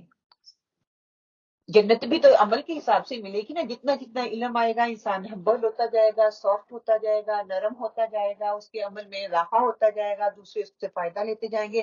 جتنی وہ خیر بانٹتا جائے گا اس کے درجے بڑھتے جائیں گے. جتنے جنتوں کے درجے ہیں تو ویسے انسانوں کے اعمال کے حساب سے انسان جنت میں ڈالے جائیں گے نا. 8 heaven 7. یہ حدیث قاری قرآن کی عظیم مقام اور مرتبے کا منہ بولتا ثبوت ہے. سبحان اللہ. کہ اس کے لیے اللہ تعالیٰ دیکھیے ہر چیز اس کے لیے فائدہ مند. پہلے ہم نے پڑھا تھا نا کہ ہر چیز اس کے لیے فائدہ اور خیر کیا باعث بن جاتی ہے. تو وہ ہستیاں، وہ چیزیں، فرشتے، دیکھو اللہ کے حکم کے مطابق فرشتے، اور اللہ تعالیٰ کہتے ہیں پھر ان سے افضل ایک اور حدیث کا مفہوم جو جس محفل میں بیٹھے ہیں اس سے بھی افضل محفل میں اس کو یاد کرتا ہوں وہ کہ فرشتے. تو الحمدللہ اتنا آپ کو اجر مل رہا ہے. اچھا، قرآن کی عظمت کے حوالے سے آتا ہے کہ قرآن کریم کی عظمت اور جامعیت کی صورت کو سورہ مائدہ میں بڑے ہی بلیغ انداز میں بیان کیا گیا، جس کو سن کر ایک یہودی نے امیر المومنین حضرت عمر رضی اللہ تعالیٰ سے کہا تھا کہ تمہاری کتاب میں ایک ایسی آیت نازل ہوئی ہے کہ اگر یہ کہ آیت ہمارے ہاں نازل ہوتی تو اس دن یوم عید اور جشن کا دن ہم اس کو مناتے ہیں. پتہ ہے کسی کو وہ کون سی آیت ہے؟ سورہ بقرہ کی نہیں. آپ صلی اللہ علیہ وسلم کو جب دی گئی، حضرت عمر کہتے ہیں اس نے اس آیت کے متعلق دریافت فرمایا وہ کون سی آیت ہے. اس یہودی نے جواب دیا سورۃ مائدہ. اليوم اکملت لکم دینکم واتممت علیکم نعمتی ورضیت لکم الاسلام دینا. کہ آج میں نے تمہارے دین کو تمہارے لیے مکمل کر دیا جب آپ صلی اللہ علیہ وسلم پہ یہ نازل ہوئی تھی، اور اپنی نعمت تم پر تمام کر دی، اور تمہارے لیے اس اسلام کو بحیثیت دین جو ہے وہ میں نے پسند کر لیا ہے. ہم دیکھیں ہمیں اس کا احساس ہی نہیں، ہمیں پتہ ہی نہیں ہے کہ وہ ہے کون سی، جس پہ جو یہودی جو ہے وہ اپنے کہتے ہیں کہ اگر ہم پہ نازل ہوتی تو ہم جشن مناتے، ہم عید مناتے، اور ہمیں پتہ ہی نہیں سورت کون سی ہے، آیت کون سی ہے، کون سی سورت میں یہ نازل ہوئی ہے. پھر ارشاد باری تعالیٰ ہے ان نحن نزلنا الذکر وانا له لحافظون. سورہ حجر اس کی 9 آیا نمبر ہے کہ بے شک یہ ذکر ہم نے ہی اتارا ہے اور ہم ہی اس کے نگہبان ہیں. کہ ایک اس کے اعجاز ہونے کا، قرآن کی اہمیت اور فضیلت کا ایک منہ بولتا ثبوت ہے کہ اس کی حفاظت اللہ سبحانہ وتعالیٰ نے خود کی ہے، اس کی نگرانی خود کی ہے. اس سے پہلے کتابوں میں تحریف ہو چکی ہے، وہ بدل چکی ہیں، لیکن قرآن جس طرح اترا ایز اٹ از ویسے ہی محفوظ کر لیا گیا. اس کی عظمت اور شان کی ایک بڑی دلیل یہ بھی ہے کہ ہر دور میں مسلمان خود کفار بھی اس کی عظمت کے قائل رہے. سب سے پہلے ہم قرآن کی عظمت کلام الہی کی روشنی میں دیکھیں گے انشاءاللہ تعالیٰ کہ وہ کیا ہے، قرآن پاک اس کے حوالے سے کون کون سی دلیل ہمیں دیتا ہے. پھر انشاءاللہ تعالیٰ ہم کوشش کریں گے ہم احادیث کو دیکھیں کہ کون کون سی احادیث اس میں دلالت کرتی ہیں. اچھا، سورۃ بقرہ کی سب سے پہلے آیت ہے، اس کو ہم دیکھیں گے کہ قرآن پاک عظیم کی عظمت کی ایک دلیل یہ بھی ہے کہ اللہ سبحانہ تعالیٰ نے سب سے بہترین زمانے میں رمضان میں اس کو نازل فرمایا، اور ارشاد فرماتے ہیں شہر رمضان الذی انزل فیہ القرآن ھدی للناس وبینات من الہدی والفرقان، سورہ البقرہ 185، کہ روزوں کا مہینہ یعنی کہ رمضان کا مہینہ ہے جس میں قرآن نازل ہوا اور لوگوں کا رہنما ہے، اور جس میں ہدایت ہے، کھلی نشانیاں ہے اس میں جو حق اور باطل کو الگ الگ کرنے والا ہے. اس میں یہ فرقان ہے، قرآن پاک کے بہت سے نام بھی ہیں نا، تو اس میں سے ایک نام فرقان ہے کہ یہ فرق کرنے والا ہے حق اور باطل کے درمیان. حفاظت قرآن کا وعدہ اگین نحن نزلنا الذکر وَإِنَّ لَهُ لَحَافِظُونَ، کہ قرآن پہلی کتابوں میں تبدیلی آ گئی لیکن اس کی حفاظت کا ذمہ اللہ نے خود رکھا ہوا ہے. تو قرآن اپنی اصلی شکل میں ایز اٹ از جیسے اللہ تعالیٰ نے اتارا تھا ویسے ہی اس میں کوئی تبدیلی نہیں آئی. اسی طرح اللہ سبحانہ تعالیٰ سورۃ حامیم سجدہ میں کہتے ہیں کہ ان الذین کفروا بالذکر لما جاءہم وانہ لکتاب عزیز لا یأتیہ الباطل من بین یدیہ ولا من خلفہ تنزیل من حکیم حمید، کہ ان لوگوں نے نصیحت کو نہ مانا جب وہ ان کے پاس آئی، اور یہ تو ایک عالی رتبہ کتاب ہے، اس پر جھوٹ کا دخل نہ آگے سے ہو سکتا ہے نہ پیچھے سے ہو سکتا ہے، کہ جھوٹ اس میں داخل ہو ہی نہیں سکتا، اور یہ دانا اور خوبیوں والے اللہ کی اتاری ہوئی کتاب ہے کہ اس کی طرف سے یہ نازل ہوئی. اس میں جھوٹ نہ آگے سے نہ پیچھے سے، مطلب کوئی کسر چھوڑی نہ آگے نہ پیچھے، کہیں سے اس میں کوئی بھی غلط چیز یا جھوٹ جو ہے وہ اس میں داخل نہیں ہو سکتا. اچھا، سورہ یونس کی آیت ہے یا ایھا الناس قد جاءتکم موعظۃ من ربکم وشفاء لما فی الصدور وہدی ورحمۃ للمؤمنین، کہ اے لوگوں تمہارے پاس تمہارے رب کی طرف سے ایک ایسی چیز آئی ہے جو نصیحت ہے، اور دلوں میں جو روگ ہیں ان کے لیے شفا ہے، اور رہنمائی کرنے والی ہے، اور رحمت ہے ایمان والوں کے لیے. کیا سمجھ آتی ہے کہ قرآن اللہ تعالیٰ نے ایسی چیز ہمیں دی ہے جو کہ جس میں نصیحت ہے دلوں میں، اور جو روگ ہیں ان کے لیے یہ شفا ہے. کیا سمجھ آتی ہے آپ لوگوں کو؟ ترجمہ پڑھ کے کیا سمجھ آ رہی ہے؟ سکون اور کہ اللہ کی طرف سے ہے، اس میں نصیحت ہے، معاوضہ ہے، معاوضہ کی بات کی گئی. دل میں جو برائی ہے ہاں، اس اس کے لیے شفا ہے، دل میں بیماریوں کے لیے شفا ہے. ٹھیک ہے، مومن لوگوں کے لیے. ہاں مومن لوگوں کے لیے اس میں رحمت ہے، جو مومن اپنے آپ کو کہتے ہیں نا. اچھا، ہم اپنے آپ کو مومن کہتے ہیں؟ کہنا چاہیے کہنا چاہیے، کہہ دینا یا کہنا چاہیے کیا اتنا انف ہے؟ اس کے لیے محنت کرنی پڑے گی، اس کے لیے محنت کرنی پڑے گی نا. تو اگر ہم اپنے آپ کو مومن کہتے ہیں تو اس کے لیے پھر کیا؟ اچھا نصیحت. ہاں اچھا، نصیحت کس کو کہتے ہیں؟ نصیحت کیا ہے؟ معاوضہ جو ہے وہ کیا ہے؟ واز وہ بات ہوتی ہے جس سے دل نرم ہو جائے، دل سافٹ ہو جائے. پھر کہ اعلیٰ سے اعلیٰ اگر وہ اچھے انداز میں نہیں بتائی جاتی تو وہ کیا ہو جاتی ہے کہ وہ اثر نہیں کرتی. کوئی بھی بات جتنی بھی اچھی پائیدار کیوں نہ ہو، لیکن اس کا انداز اچھا نہیں ہے نا. آپ اس کو دیکھ لیے ازمالے بچوں کے اوپر بھی، آپ کو بڑا غصہ آیا ہوا ہے، غصے سے بات کریں گے، وہی بات جو پیار سے کی جاتی بچے پہ اثر کرتی، لیکن وہ غصے سے کی گئی وہ بچوں پہ اثر نہیں کرتی. کوئی بھی اچھی بات اب یہاں سے سیکھ کے جائیں گے، آپ جا کے ان کو یہ نہیں کہہ سکتے کہ میں یہ سیکھ کے آئی ہوں تم بھی کرو. دیکھیں لاجک ہمارا کیا کہتا ہے، جو کام کر رہا ہے ایکسپیکٹیشن اس سے زیادہ ہوتی ہے بنسبت اس کے جس کو ہم بتا رہے ہیں. کہ قرآن کون سیکھ کے آیا؟ میں سیکھ کے آئی ہوں. عمل کس کا بدلنا چاہیے؟ میرا. ہم کہتے ہیں ان کا عمل چینج ہو، ہمارا الٹا ہوتا ہے، اور پھر ہم اوپر سے غصہ بھی کرتے ہیں. میں نے تم کو بتایا ہے نا کہ اپنا عمل جو ہے اس کو چینج کرو. نہیں، پہلے میرا عمل چینج ہوگا، میرے دل کو نرم کرے گا، میرے انداز بولنے کے انداز کو نرم کرے گا. پھر دیکھیں آپ کو میں یہ مثال دیتی ہوں، آپ دیکھیں زمین ہوتی ہے نا، ایک چٹیل زمین، ہم نے یہ مثال پچھلے ویک میں دیکھی تھی کہ جب وہ سخت ہوتی ہے تو پانی اس کے اوپر نہیں ٹھہرتا، ٹھیک ہے. جو کسان ہوتا ہے وہ زمین کو کیا کرتا ہے، ایسے بیج پھینک دیتا ہے؟ نہیں، وہ پہلے اس کو نرم کرتا ہے. سخت ہوتی ہے نا، اس کو نرم کرتا ہے، نرم کرنے کے بعد اس کو اور سافٹ کرنے کے بعد پھر اس کے اندر بیج بوتا ہے، پھر اس کے اندر پانی ڈالتا ہے، پھر اس کا خیال رکھتا ہے، پھر پودا نکلتا ہے. تو یہی طریقہ ایک، اسی کو نصیحت کہتے ہیں کہ میں نے سیکھ لیا، سیکھنے کے بعد میرا دل نرم ہوا، نرم ہونے کے بعد میں نے حکمت کو اختیار کرنا ہے، پھر وہ اپنے عمل میں لے کے آنی ہے، پھر میں نے دوسروں کو بتانی ہے. ہم کہتے ہیں ادھر سنی، ادھر فوراً سے دوسروں کو جا کے بتا دو. میرا عمل چینج ہوتا ہے یا نہیں، میرے لیے تو بہت مشکل ہے دوسرے کا عمل چینج ہو جائے. میں نمازیں نہ پڑھوں، دوسرے پڑھ لیں. آپ کو کوئی کسی نے ایسا آئیڈیا کہتی ہے بیان کرتی ہے، اس کا لائک آپ اس کے اندر نہیں لے سکتے ہو. آپ سامنے والا ایسا ڈیلا ڈولا ہے اور وہ کچھ اچھا ہی کہہ رہی ہے، اس کا آپ کو پتہ نہیں چلے گی وہ کیسے کہہ رہی ہے، کیا کہہ رہی ہے، وہ دل میں نہیں لگتی ہے کہ کوئی ہاں، پتہ ہے. جس کی منافقت ہوتی ہے وہ آپ جو کہہ رہے ہیں دیکھنے میں کچھ اور بیان کرنے میں کچھ اور ہے، جب آپ اس کا دوسرا عمل دیکھتے ہو نا تو واقعی وہ آپ کو دیکھ کے نہیں لگتی. لیکن آپ نے دیکھنے والے کی بات پہ غور کرنا ہے، دیکھنے والے کے عمل پہ نہیں. یہ بھی ایک انسانی ہوتا ہے نا، ظاہری دیکھتے ہیں، بے شک یہ چیز ظاہر ہوتی ہے، لیکن کرنے والا بات کس چیز کی کر رہا ہے؟ کلام اللہ کی کر رہا ہے، اللہ کے کلام کی بات کر رہا ہے. آپ کو اس سے جو فائدہ ہے وہ لیں. ہاں وہ اس کا اپنا عمل ہو سکتا ہے، وہ بھی تو انسان ہے، اس میں کوئی نہ کوئی کمی رہ گئی ہوگی. میں وہ 100% نہیں، ہم اس کو آئیڈیلائز کرنا شروع کر دیتے ہیں. جو بندہ جس طرح قرآن کا علم دے رہا ہوتا ہے ہم سمجھتے ہیں یہ پرفیکٹ بندہ ہے، وہ ہمارے لیے آئیڈیل بندہ بن جاتا ہے نا، لیکن ہے تو وہ بھی انسان، اس میں بھی کمی کوتاہی رہ سکتی ہے.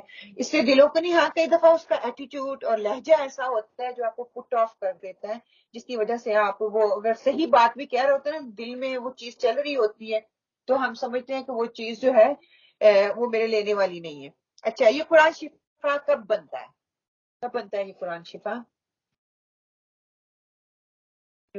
جس ٹائم آپ لائک کلاس برہم الناس اور کلاس بالخلاق، جس ٹائم صلی اللہ علیہ وسلم، تو آپ ایون آپ خود ٹرائی کرو، کر دو فی الحال آخری صورت جو ہے نا، آخری صورت میں جو ہے نا، آخری صورت میں. ہاں اچھا، قرآن شفا کب بنتا ہے؟ جب دلوں میں جذب ہو جاتا ہے، اثر کرتا ہے. جب اثر کرتا ہے تو دلوں کے لیے شفا بن جاتا ہے، یا وہ اپنا اثر دکھانا شروع کر دیتا ہے. ٹھیک ہے. اچھا، دلوں کی بیماریاں کیا کیا ہیں؟ جیلسی، بغض، حسد، کینہ. بیماری کا ادراک ہوگا تو ہم اس میں شفا ڈھونڈیں گے نا. جب میں اپنی بیماری کا ادراک ہی نہیں ہے تو پھر ہمیں وہ شفا وہاں سے ملے گی. ہاں، مین چیز یہ ہے کہ شفا یہ تب بننی ہے کہ جب مجھے پتا ہوگا کہ میرے دل کے اندر چل کیا رہا ہے، میرے دل کے اندر ہے کیا.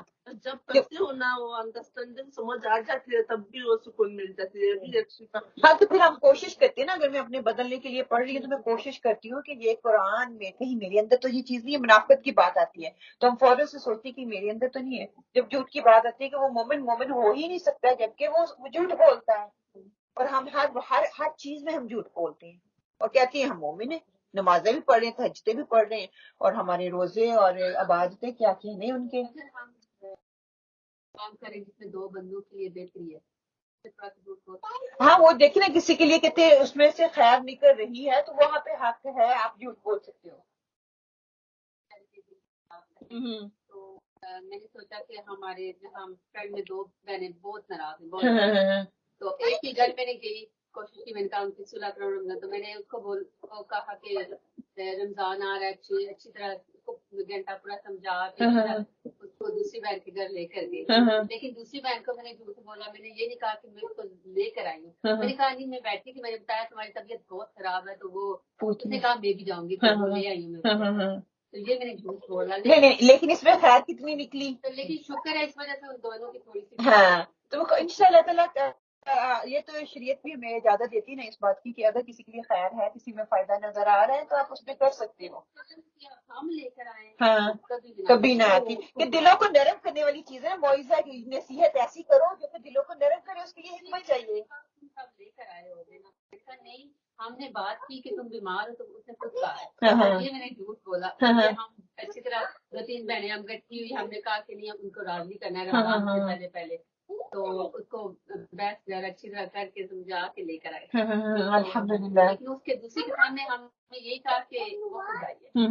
नहीं इसमें खैर है तो अल्हम्दुलिल्लाह, अल्लाह ताला आपकी नियतों को बेहतर जानता है ना, आपका मकसद था वो आपस में बात करने लग जाए, मिलने लग जाए, तो अल्हम्दुलिल्लाह अल्लाह ताला उसमें आपके लिए खैर करेगा। तो मुसलमानों ने इस कुरान को ना मौइज़ा के लिए इस्तेमाल किया, नसीहत के लिए इस्तेमाल किया, और ये कुरान तो से तज़किया है, दिलों को पाक करने वाला है। तज़किया यही होता है ना, दिलों को पाक करना, बीमारियों को निकालना, और ये कुरान दिलों की सख्ती को दूर करता है। जब हम कुरान की चीजें पढ़ते रहते हैं, देखते हैं वो इंसान उतना ही हम्बल होता जाता है। जिसके पास इल्म ज्यादा है, अमल कम है ना, तो उस इंसान का रवैया भी आपको नजर आएगा, वो इतना हम्बल नहीं होगा। उसके कि मेरे पास इतना नॉलेज है, उसी का जोम उसके ऊपर होगा, तकब्बर उसके अंदर आना शुरू हो जाता है, एरोगेंस आना शुरू हो जाती है, मेरे जितना इल्म तो किसी और के पास है ही नहीं। तो ये चीज इंसान के अंदर नहीं होनी चाहिए। फिर क्या है कि सीनों के रोग कौन कौन से हैं, ये शिफा है ना, हमने बोला बीमारी है,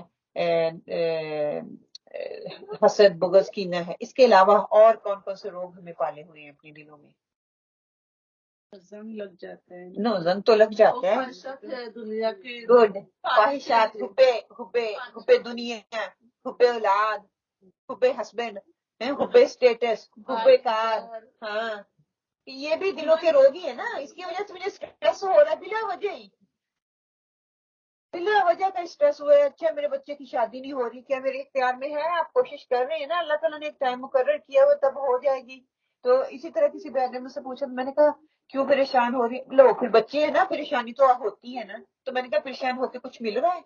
नहीं मिल रहा। तो मैंने कहा अल्लाह ने एक टाइम लिखा है, दुआ हमारी इख्तियार में, हमने दुआ करनी है, इसबाब का इस्तेमाल करना है, कोशिश कर रही हो ना। जब तक ये अल्लाह ने लिखा हुआ कुल होगा, लिखा हुआ है ना, इसका कोई ना कोई जोड़ कहीं ना कहीं लिखा है, तो वो हो जाएगा। और जब वो बेस्ट टाइम होगा तब होगा। आपके परेशान होने से, दिन रात को जागते रहने से उससे कोई फायदा नहीं होने वाला।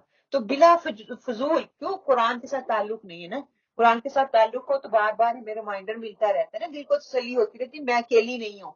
ये सारे सिलसिले पहले नबियों अंबियाओं के साथ और पहली कौमों के साथ गुजरते रहे हैं, और हम भी एक कौम है, आप सल्लल्लाहु अलैहि वसल्लम की कौम है, और हमें तो इतना अल्लाह ताला ने लाडली बना दिया, इतनी रहमतें हमारे ऊपर बरस रही हैं, हम इसके बावजूद उसका फायदा ही नहीं उठा रहे।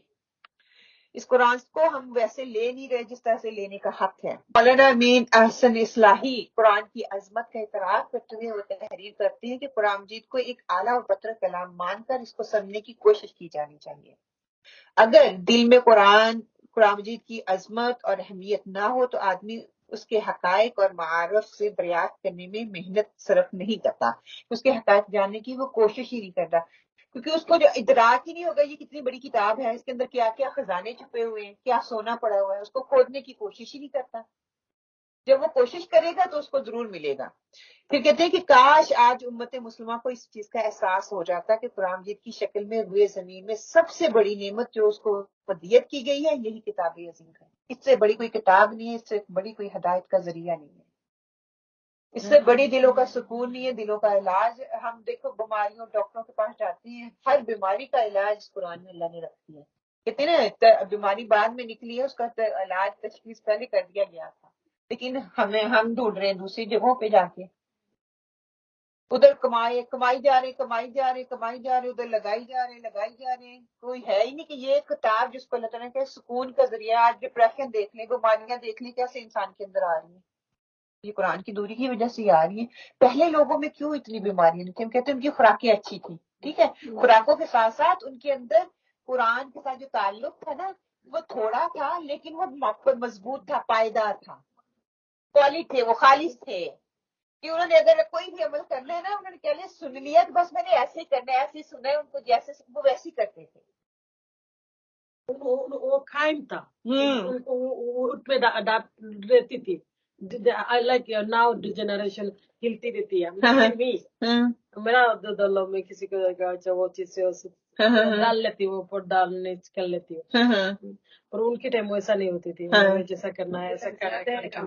अमल उनका हाथ वही ना कि इल्म अगर कम था तो उनके पास अमल ज्यादा था। कि काश हो जाती कुरान से शनासाई आज उम्मत को भी, तो इस तरह जलील और खवार नहीं होते। हमने पहले पढ़ा है ना कि जो उस कुरान को अपने से कुछ डाल देता है تو پھر دوسروں کی جو کہتے ہیں پیروی کرنا شروع کر دیتا ہے تو وہ پھر دنیا میں ذلیل ہو کے رہ جاتی ہے قوم. آج ہم دیکھ لیں ہمارا معاشرہ، ہماری قوم دیکھ لیں. عظمت قرآن کے حوالے سے رسول صلی اللہ علیہ وسلم نے یوں تو قرآن کے فضائل اور اہمیت کی مختلف احادیث بیان کی، لیکن یہاں پہ انشاءاللہ تعالیٰ کوشش کریں گے کچھ احادیث بھی آپ کے سامنے رکھ دوں.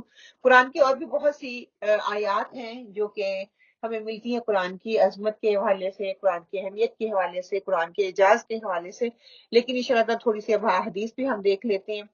ایک حدیث ہے کہ کتاب اللہ ہوا حبل اللہ الممدود من السماء الى الارض، کہ اللہ سبحانہ و تعالیٰ نے کتاب کی رسی ہے، کتاب اللہ کی رسی ہے اور جو آسمان سے زمین تک پھیلی ہوئی ہے، جو اس کتاب کو پکڑ لے گا اس کے لیے خیر ہی خیر ہے. پھر آگے کیا ہے کہ اسی طرح ایک دوسرے موقع پر آپ صلی اللہ علیہ وسلم نے ارشاد فرمایا مجتمع قوم فی بیت من بیوت اللہ یتلون کتاب اللہ یتدارسون بینہم الا نزلت علیہم السکینۃ وغشیتہم الرحمۃ وخفتہم الملائکۃ وذکرہم اللہ فی من عندہ، کہ حضرت علی رضی اللہ تعالیٰ کے حوالے سے ایک اور نقل آتی ہے ان علی قال رسول اللہ صلی اللہ علیہ وآلہ وسلم خیر الدواء القرآن، کہ آج اس امت کی مثال اس پیاسے کی سی ہو گئی ہے جس کے پڑوس میں میٹھا چشمہ بہہ رہا ہے، لیکن وہ اس چشمے سے سراب ہونے کی بجائے گندے پانی میں اپنے آپ کو لپیٹ رہے ہیں، لت پت کر رہے ہیں. آج میری اور آپ کی یہ ہوئی ہے کہ اتنا میٹھا چشمہ ہے، جس کو پڑھو گے، دل سے پڑھو گے تو آپ کے اندر ضرور مٹھاس پیدا کرے گا. یہ ہو ہی نہیں سکتا کہ یہ علم آپ کے اندر جائے اور آپ کے اندر مٹھاس نہ پیدا ہو، آپ کے اندر عمل کی تڑپ پیدا نہ ہو. جب سچی خالص نیت سے آپ لیں گے تو ضرور آپ کے اندر وہ فائدہ دے گا. پھر اس موقع پر آپ صلی اللہ علیہ وسلم کی اس وصیت کو بھی یاد رکھیں کہ جب آپ صلی اللہ علیہ وسلم نے کہا تھا اسمعوا منی تعیشوا، کہ میری باتیں غور سے سنو، یہ باتیں غور و خوض سے سنو گے تو پھلتے پھولتے رہو گے. اگر میری باتوں کو یعنی کہ میری سنت کو اگنور کر دو گے تو پھر کیا ہے، تو تمہاری کوئی بات پرس کرنے والا ہی نہیں ہے، دل سوزی نہیں کرنے والا.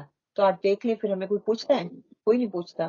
ہم نے اپنے ساری چیزوں کو داؤ پہ لگا کے ان کے روایات کو، ان کی رسموں کو، ان کے طریقوں کو اپنا لیا، انہی کے جیسے نظر آنا چاہتے ہیں، انہی کے جیسے ہونا چاہتے ہیں، اور خود کو کہنے کہ میں تو مومن ہوں، میں مسلمان ہوں اور میں تو بخشا چاہوں گا. یہ ایسے ممکن نہیں ہے. پھر آپ صلی اللہ علیہ وسلم نے فرمایا ترکت فیکم امرین ما ان تمسکتم بہما لن تضلوا کتاب اللہ وسنتی، کہ میں نے تم میں دو چیزیں چھوڑی ہیں جب تک کہ تم ان کو مضبوطی سے تھامے رہو گے گمراہ نہیں ہوگے، کتاب اللہ اور میری سنت. آج ہم نے کتاب اللہ چھوڑ دی، اپنا تزکیہ کرنا چھوڑ دیا، ہم نے اللہ تعالیٰ آپ صلی اللہ علیہ وسلم کی سنت کو چھوڑ دیا، ہم نے اپنی خود ہی من گھڑت رواج بنا لیے، من گھڑت رسمیں بنا لی، بدعات کھڑی کر لی، اور ہم کہہ رہے ہیں کہ ہم دین کے راستے پر چل رہے ہیں. وہ لوگ کتنے خوش نصیب تھے جو ان ارشادات پر کان دھرتے تھے اور قرآن مجید کی خدمت میں اپنی زندگیاں انہوں نے قربان کر دی. بشارتیں انہی کے لیے ہیں جو اپنی زندگیوں کو سرو کریں گے اس قرآن کے لیے. خیرکم من تعلم القرآن وعلمہ، تم میں سے بہتر وہ جو قرآن سیکھے اور دوسروں کو سکھائے. ہم کہتے ہیں دنیا کی ڈگریاں لے لیں، دنیا کی ڈگریوں میں بھی ہم دوسرے فلاح کا کام کر سکتے ہیں، ان کو دیتے ہیں، لیکن اس قرآن کا حق کہاں جائے گا؟ قرآن کی آپ صلی اللہ علیہ وسلم کی تبلیغ کہاں جائے گی؟ اس کو کون کرے گا؟ آج میں کر رہی ہوں، کل کون میری سیٹ کو سنبھالے گا؟ کون تیار ہے؟ اتنے لوگ بیٹھے ہوئے، کون کہتا ہے کہ میں اس راستے پہ اپنے آپ کو سرو کروں گا؟ وہ آنن فانن نہیں ہو جائے گا. آج کبھی میں بھی آپ کی طرح اسی طرح بیٹھی ہوئی ہوتی تھی، اپنے نوٹس بنا رہی ہوتی تھی، جو میری ٹیچر بول رہی تھی لکھتی جا رہی ہوتی تھی کہ کاش میں بھی ایک دن اس ٹیچر کی طرح پڑھوں گی. آپ لوگ بھی اپنا نیت ارادہ لے کے قرآن کے ایک ایک لفظ کو لکھیں جو بتائی جا رہی، کیونکہ ہر ایک کا طریقہ اپنا اینگل ہے بتانے کا، قرآن کو سمجھنے کا، اس کو سمجھانے کا. جو ایسے جیسے آپ لکھتے جائیں گے ویسے ایسے اللہ تعالیٰ آپ سے جتنی طرف ہوگی اتنا کام لیتا جائے گا انشاءاللہ. ابن مسعود رضی اللہ تعالیٰ سے روایت ہے کہ آپ صلی اللہ علیہ وسلم نے فرمایا اللہ نے سیدھی راہ کی مثال بیان کی، راستے کی دونوں طرف دیواریں اور دیواروں میں دروازے کھلے ہوئے ہیں اور دروازوں کے اوپر پردے پڑے ہوئے ہیں. راستے کے سرے پر پکارنے والا پکارتا ہے کہ راستے میں سیدھے رہو، ٹیڑے مت ہو. اس پکارنے والے کے ساتھ ایک اور پکارنے والا پکارتا ہے. جب انسان ارادہ کرتا ہے کہ ان دروازوں میں سے کوئی کھولے تو پکارنے والا پکارتا ہے. افسوس ہے تجھ پر، اس کو مت کھول. اگر تو اس کو کھولے گا تو اس میں داخل ہو جائے گا. پھر آپ صلی اللہ علیہ وآلہ وسلم نے وضاحت کی کہ راہ سے مراد اسلام ہے، کھلے دروازے سے مراد اللہ کی حرام کی ہوئی چیزیں ہیں، لٹکے ہوئے پردے سے مراد اللہ تعالیٰ کی حدود ہیں، اور پکارنے والا جو راستے کی سرے پر پکار ہے وہ قرآن مجید ہے.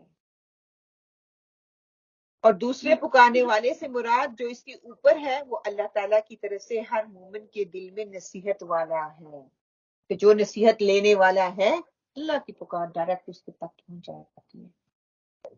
کہ پکارنے والا پکار رہا ہے، راستے سیدھے ہیں، جو اس سے آگے پیچھے جائے گا حلال حرام کو نہ کرو، اس کی تفصیل میں نہ پڑھو، جو کھلے احکامات ہیں ان کو لے لو. احکامات کیا ہوتی ہیں؟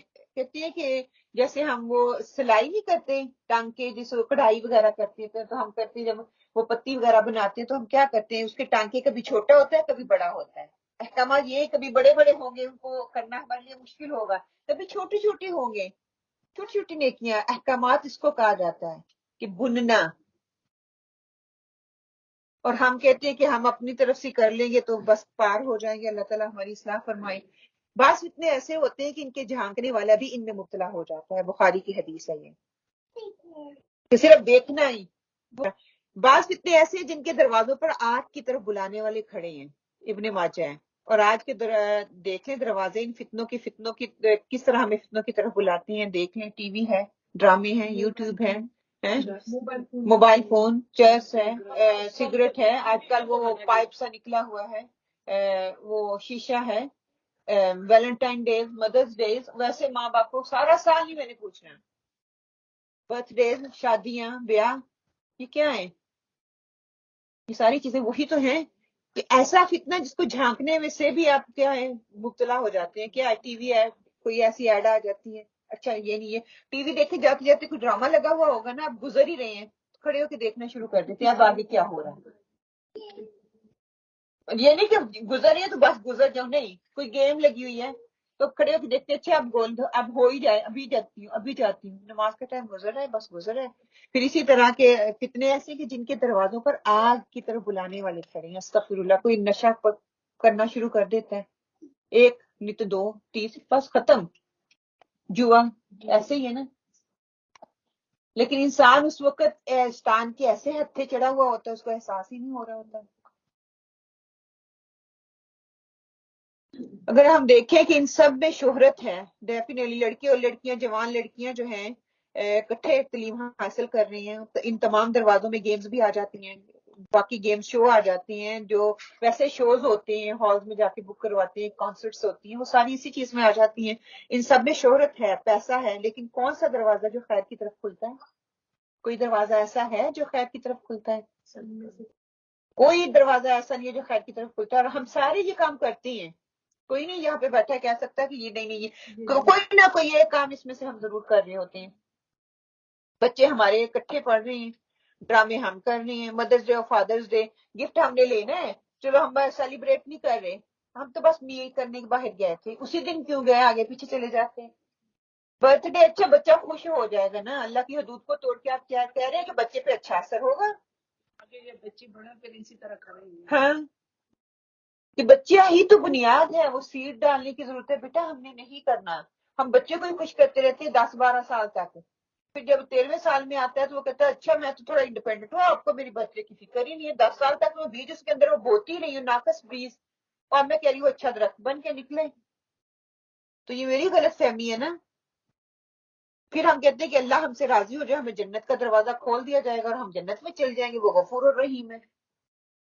رستے ہمارے لیے کھلے چھوڑ دیے، اللہ تعالیٰ نے ہمیں بتا دیا یہ صحیح راستہ ہے یا غلط راستہ ہے، اس کے باوجود چوائس ہمیں دے دی. یہ بھی خوش قسمتی ہے، ورنہ جانوروں کی طرح دیکھ لیں، سورج چاند ستارے سب اللہ کے تابع ہیں، وہ اپنی اپنی وہ چون سے رانی کرتے. سورج کہے میں صبح کو نہیں نکلنا ہی نکلنا ہے، اس کو مرضی ہے یہ نہیں ہے، اور اللہ تعالیٰ کی تابعداری خوشی سے کر رہی ہیں. بارش دیکھ لیں، کہے میں نے نہیں برسنا، لیکن بادل نے برسنا ہی اللہ کا حکم ہے. جانور دیکھ لیں نیچے منہ کر کے چڑھتے جا رہے ہیں، بس ان کا کام کھانا پینا اور فضلہ کرنا، دیٹس اٹ. لیکن اللہ تعالیٰ نے انسان اور جن کو یہ اختیار دے دیا. کہ عقل ہے اس کا استعمال کرو. پتہ بھی چلتا ہے, یہ نہیں کہ ایک دفعہ ہمیں پتہ چلا ہوتا ہے یہ کام غلط ہے, لیکن پھر بھی عادت کے سے اتنے مجبور ہو جاتے ہیں ہم نے کرنا ہے. ایک تسلی سی ہوتی ہے کہ یہ میں نے کرنا ہی کرنا ہے. اچھا, قرآن سفارش کب بنے گا ہمارے لیے؟ جب ہم اس کو صحیح معنوں میں اس پہ عمل کریں گے. Good point. جب ہم صحیح معنوں میں اس کو پڑھیں گے تب یہ قرآن ہمارے لیے دلیل بنے گا. اس کی دلیل کیا ہے؟ قرآن کی سفارش قیامت کے روز قرآن مجید اہل قرآن کی بخشش کے لیے سفارش کرے گا. صحیح مسلم مسند احمد میں حضرت ابو امامہ بہلی رحمۃ اللہ علیہ کہتے ہیں کہ میں نے رسول صلی اللہ علیہ وسلم کو یہ فرماتے سنا, اقرأوا القرآن فإنه يأتي يوم القیامة شفیعا لأصحابہ, کہ قرآن پڑھا کرو, قیامت کے روز یہ اپنے پڑھنے والوں کے لیے سفارشی بن کر آئے گا.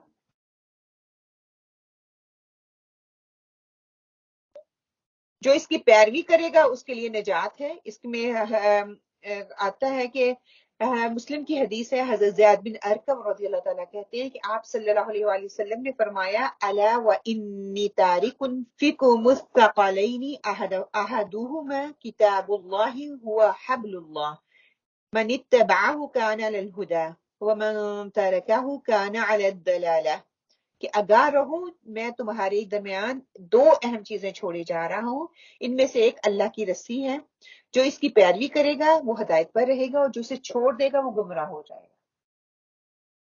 اور وہ پیچھے ہم پڑھ چکے ہیں کہ ایک اللہ کی رسی کتاب کیا ہے؟ قرآن پاک. بار بار جو اس سے چھوٹ گیا, جس نے اپنے آپ کو دور کر لیا, نہ اس کو دنیا میں سکون نہ آخرت میں, نہ دنیا میں نجات نہ آخرت میں, نہ دنیا کا وقتی فائدہ, جس کو کہا گیا کہ اثر سے بھی کم ٹائم ہے, تھوڑا سا سرائی ہے, چلتا ہوا انسان چلتا ہوا جا رہا ہے, تو ہم اس کو سمجھ رہے ہیں کہ یہ میری آخرت کی کامیابی ہے. یہ زندگی جو ہے ایک امتحان کا وقفہ ہے, اور یہ وقفہ اتنا طویل ہے کہ بس آنکھ جھپکتے کچھ کہہ رہے ہیں, کچھ کہہ تھوڑا سا وقفہ ہے. مطلب ہمیں وہ لگے گا جیسے ہم 80 سال جی گئے, 100 سال جی گئے, اب تو زیادہ سے زیادہ 70-50 سال کی زندگی ہے. تو سب سے قیمتی حصہ جس کے بعد ہم واپس اپنے گھر جائیں گے, اور جہاں پر راستے ہوئے ہمیں مال کی نہیں بلکہ اعمال کی ضرورت ہوگی. ٹھیک ہے, اور یہی آخرت کی کرنسی ہوگی, ہمارے نیک اعمال جو ہم یہاں پہ کر جائیں گے. جیسے اعمال کروں گی ویسی میری آخرت ہوگی. اچھے اعمال اچھی آخرت, برے اعمال بری آخرت. اچھا, پھر کیا ہے؟ الذی خلق الموت والحیات لیبلوکم ایکم احسن عملا وہو العزیز الغفور. کون سی صورت ہے یہ؟ سورہ ملک. ایوری نائٹ کون کون پڑھتا ہے اس کو؟ Every day. ایکسیلنٹ. جو پڑھتے ہیں ایوری ڈے اس کو پڑھیں. یہ سفارش کری, جب ہم سورہ ملک پڑھیں گے تو اس کے فائدے جو دیکھ کے آپ حیران رہ جائیں گے. کیا کہ جس نے موت اور حیات یعنی کہ زندگی کو اس لیے پیدا کیا کہ تمہیں آزمائیں, کہ تم اپنے اچھے کام, تم میں سے اچھے کام کون کرتا ہے, اور وہ غالب اور بخشنے والا ہے. کہ جو قرآن ایک زندگی ہے اللہ نے ہمیں دی ہے, یہ ایک امتحان کا پیریڈ ہے, اور امتحان میں جو اچھے کام کر رہے ہیں وہ ہماری, جیسے ادھر ہم بینک اکاؤنٹ سیونگ اکاؤنٹ کھلاتے ہیں نا, اس میں پیسے جمع کرتے ہیں, تو ہمارے نیک اعمال ہمارے سیونگ اکاؤنٹ ہیں, اور وہاں پہ پھر ہم یہ ہمارے لیے کرنسی کے طور پہ جو ہے ہم اس کو استعمال کریں گے. سورہ ملک آیت نمبر 2. اچھا, زندگی امتحان ہے تو پھر اس کے لیے یقیناً امتحان کا رزلٹ بھی ہوتا ہے. امتحان کے لیے پرچہ بھی دینا پڑتا ہے, اس کی کتاب بھی ہوتی ہے, اور پھر اس کی کتاب کا وہ بنانے والا بھی کوئی ہوتا ہے نا, کوئی مطلب اس کتاب کے سوال جواب جو لکھتا کرتا ہے. تو اس کتاب جو اللہ تعالیٰ نے دی ہے, اس کو نبی صلی اللہ علیہ وسلم جو ہے اس کے استاد ہیں اور رہنما اور مرشد وہ ہیں, کہ اللہ تعالیٰ کی کتاب ہے, اللہ تعالیٰ نے نبی صلی اللہ علیہ وسلم کو دی, اور وہ ہمیں رہنمائی کے لیے بھیج دیے گئے. سورہ احزاب میں آیت 21 میں اللہ تعالیٰ فرماتے ہیں, لقد كان لكم في رسول الله أسوة حسنة لمن كان يرجو الله واليوم الآخر وذكر الله كثيرا. کہ اللہ یقیناً تمہارے لیے رسول صلی اللہ علیہ وسلم بہترین نمونہ ہے, اور ہر اس شخص کے لیے جو اللہ تعالیٰ کی اور قیامت کے دن کی توقع رکھتا ہے, بکثرت اللہ تعالیٰ یاد کرتا ہے اللہ تعالیٰ کو, کہ اس کے لیے آپ صلی اللہ علیہ وسلم ایک بہترین نمونہ ہے, بہترین رول ماڈل ہے. جو آپ صلی اللہ علیہ وسلم نے کیا وہی ہم نے کرنا, جو انہوں نے نہیں کیا وہ ہم نے نہیں کرنا. وہ بظاہر دیکھنے میں مجھے بہت اچھا لگ رہا ہے, بظاہر دیکھنے میں مجھے بہت خوبصورت لگ رہا ہے, لیکن وہ میں نے نہیں کرنا کیونکہ آپ صلی اللہ علیہ وسلم نے نہیں. اتباع رسول یہی ہے, جو دے دیا گیا اسے لے لو, اور جسے روک دیا گیا بس اس سے رک جاؤ۔ دنیا میں غلبہ اور عروج کن کو ملے گا؟ قرآن کریم پر عمل کرنے والوں کو دنیا میں غلبہ اور عروج حاصل ہوگا، جس کی دلیل صحیح مسلم سنن نبی ماجہ کی وہ حدیث ہے جس میں حضرت عمر رضی اللہ تعالیٰ کہتے ہیں کہ آگاہ رہو، تمہارے نبی صلی اللہ علیہ وسلم نے ارشاد فرمایا ان اللہ یرفع بہذا الکتاب اقواما ویدع بہ آخرین، کہ بے شک اللہ تعالیٰ اس کتاب کے ذریعے بعض لوگوں کو غلبہ اور عروج عطا کرتا ہے اور بعض لوگوں کو ذلیل اور رسوا کر دیتا ہے۔ یہ کتاب ہی ہے عزت کا مقام۔ اور پھر فرشتوں کی فہرست میں کیسے ان کو لکھا جائے گا؟ سہولت کے ساتھ قرآن مجید کی تلاوت کرنے والا قیامت کے روز قرآن مجید لکھنے والے اور معزز فرشتوں کے ساتھ ہوگا، اور جو اٹک اٹک کر مشقت سے محنت سے پڑھتا رہا، پڑھنے والے کی تلاوت کو دہراتا رہا، اس کا ثواب اس کو دوہرا اجر ملے گا۔ یہ چیز ہم کہتے ہیں نا مجھے یاد ہی نہیں ہو رہا یا میری زبان پہ نہیں آ رہا، مجھے رول ہی نہیں یاد ہو رہا ہے، جو جتنی محنت کرے گا، جتنی مشقت کرے گا، اس کو اتنا دوہرا اجر ملے گا۔ یہ چیز جو مثبت ہے آپ کو پٹ آف نہیں کرے گی، میں نے جاتے رہنا ہے، میں نے پٹ آف نہیں ہونا، یہ شائستان کی طرف سے ہو کہ میں فوراً سے اپنے آپ کو جو ہے اس نیک کام سے پیچھے کر لوں، اور ہو جاتے ہیں نا، دیکھنا ابھی رمضان کے بعد اتنے لوگ آئیں گے کلاسز میں، آہستہ آہستہ پیچھے ہو جاتے ہیں۔ کیسے؟ میرے دنیاوی کام، گھر کے کام بھی ختم نہیں ہوتے، بچوں کے کام بھی ختم نہیں ہوتے، میرے میاں کے کام ختم نہیں ہوتے، میری کوکنگ ہی ختم نہیں ہوتی، گھر کے کام میں ایسے الجھے کہ ہم سارا کچھ بھول بھلا کے بیٹھتے۔ تو یہ ایسے جو اس طرح کرے گا اللہ کہتے ہیں کہ اس کو اتنا ہی زیادہ ثواب ملے گا۔ صحیح بخاری مسلم اور سنن ابو داؤد میں ہے۔ ابن ماجہ میں حضرت عائشہ رضی اللہ تعالیٰ کہتی ہیں کہ رسول صلی اللہ علیہ وسلم نے فرمایا الماہر بالقرآن مع السفرة الكرام البررة والذي يقرأ القرآن يتعتع فيه وهو عليه شاق له أجران، کہ قرآن مجید کی تلاوت میں مہارت رکھنے والا شخص لکھنے والے عزت دار فرشتے کے ساتھ ہوگا، اور وہ شخص جو تلاوت کرنے میں اٹکتا اور دقت محسوس کرتا ہے اس کے لیے دوہرا اجر ہوگا۔ جو مہارت رکھنے والا ہے اس کو ساری قرآن کی تفسیر، اس کا ترجمہ، اس کی گرامر، اس کی پروناؤنسیشن، اس کے رولز، ہر چیز آتی ہے، تو وہ کیا ہے؟ قیامت والے دن اللہ سبحانہ تعالیٰ کہتے ہیں کہ فرشتوں کے ساتھ ہوگا۔ محنت کرے گا نا، اس نے اپنا ٹائم، زندگی ساری اسی پہ لگا دی۔ یہ قرآن کا علم ایسے تو نہیں آ جاتا، اس کے لیے بھی تو محنت کرنی پڑتی ہے نا۔ ہم کہتے ہیں ویک میں ایک دن آدھا گھنٹہ 2 گھنٹے آ جاتے ہیں تو ہم قرآن سیکھ کے، قرآن ایسے نہیں سیکھا جاتا، اس کے لیے زندگیاں صرف کی جاتی ہیں۔ یہ قرآن تحفظ کا ذریعہ کیسے بنے گا؟ عذاب قبر سے تحفظ، قرآن مجید کی تلاوت قبر میں میت کو عذاب سے محفوظ رکھتی ہے۔ طبرانی کی حدیث ہے، حضرت ابو ہریرہ روایت کرتے ہیں کہ نبی کریم صلی اللہ علیہ وسلم نے فرمایا یؤتی الرجل فی قبره فاذا اوتی من قبل رأسه دفعته تلاوة القرآن واذا اوتی من قبل يديه دفعته الصدقات واذا اوتی من قبل رجليه دفعته مشيه الى المساجد۔ سبحان اللہ، کہ آدمی جب قبر میں دفن کیا جاتا ہے تو فرشتے سر کی طرف سے عذاب دینے کے لیے آتا ہے فرشتہ، تو تلاوت قرآن اسے دور کر دیتی ہے۔ جب فرشتہ سامنے آتا ہے تو صدقہ خیرات اسے دور کر دیتے ہیں، اور جب پاؤں کی طرف سے فرشتہ آتا ہے تو مسجد کی طرف چل کر جانا اسے دور کر دیتا ہے۔ کہ یہ قرآن آپ کو کہیں بھی اکیلا نہیں چھوڑے گا، ہر جگہ وہ آپ کے ساتھ رہے گا۔ انشاءاللہ تعالی ہم اپنی یہاں پہ اس کو مکمل کرتے ہیں، باقی جو ہے انشاءاللہ تعالی ہم کل یہی سے شروع کریں گے اپنا اگلا، کہ قرآن کی اہمیت، اعجاز اور اس کی جو ہے برکات اور ثمرات جو ہیں انشاءاللہ تعالی قرآن سیکھنے اور عظمت اور فضیلت سے ہم انشاءاللہ تعالی کا شروع کریں گے۔ ربنا تقبل منا انك انت السميع العليم وتب علينا انك انت التواب الرحيم وقولوا قولي هذا واستغفر الله لي ولكم امين اللهم امين۔ اللهم صل على محمد وعلى ال محمد كما صليت على ابراهيم وعلى ال ابراهيم انك حميد مجيد۔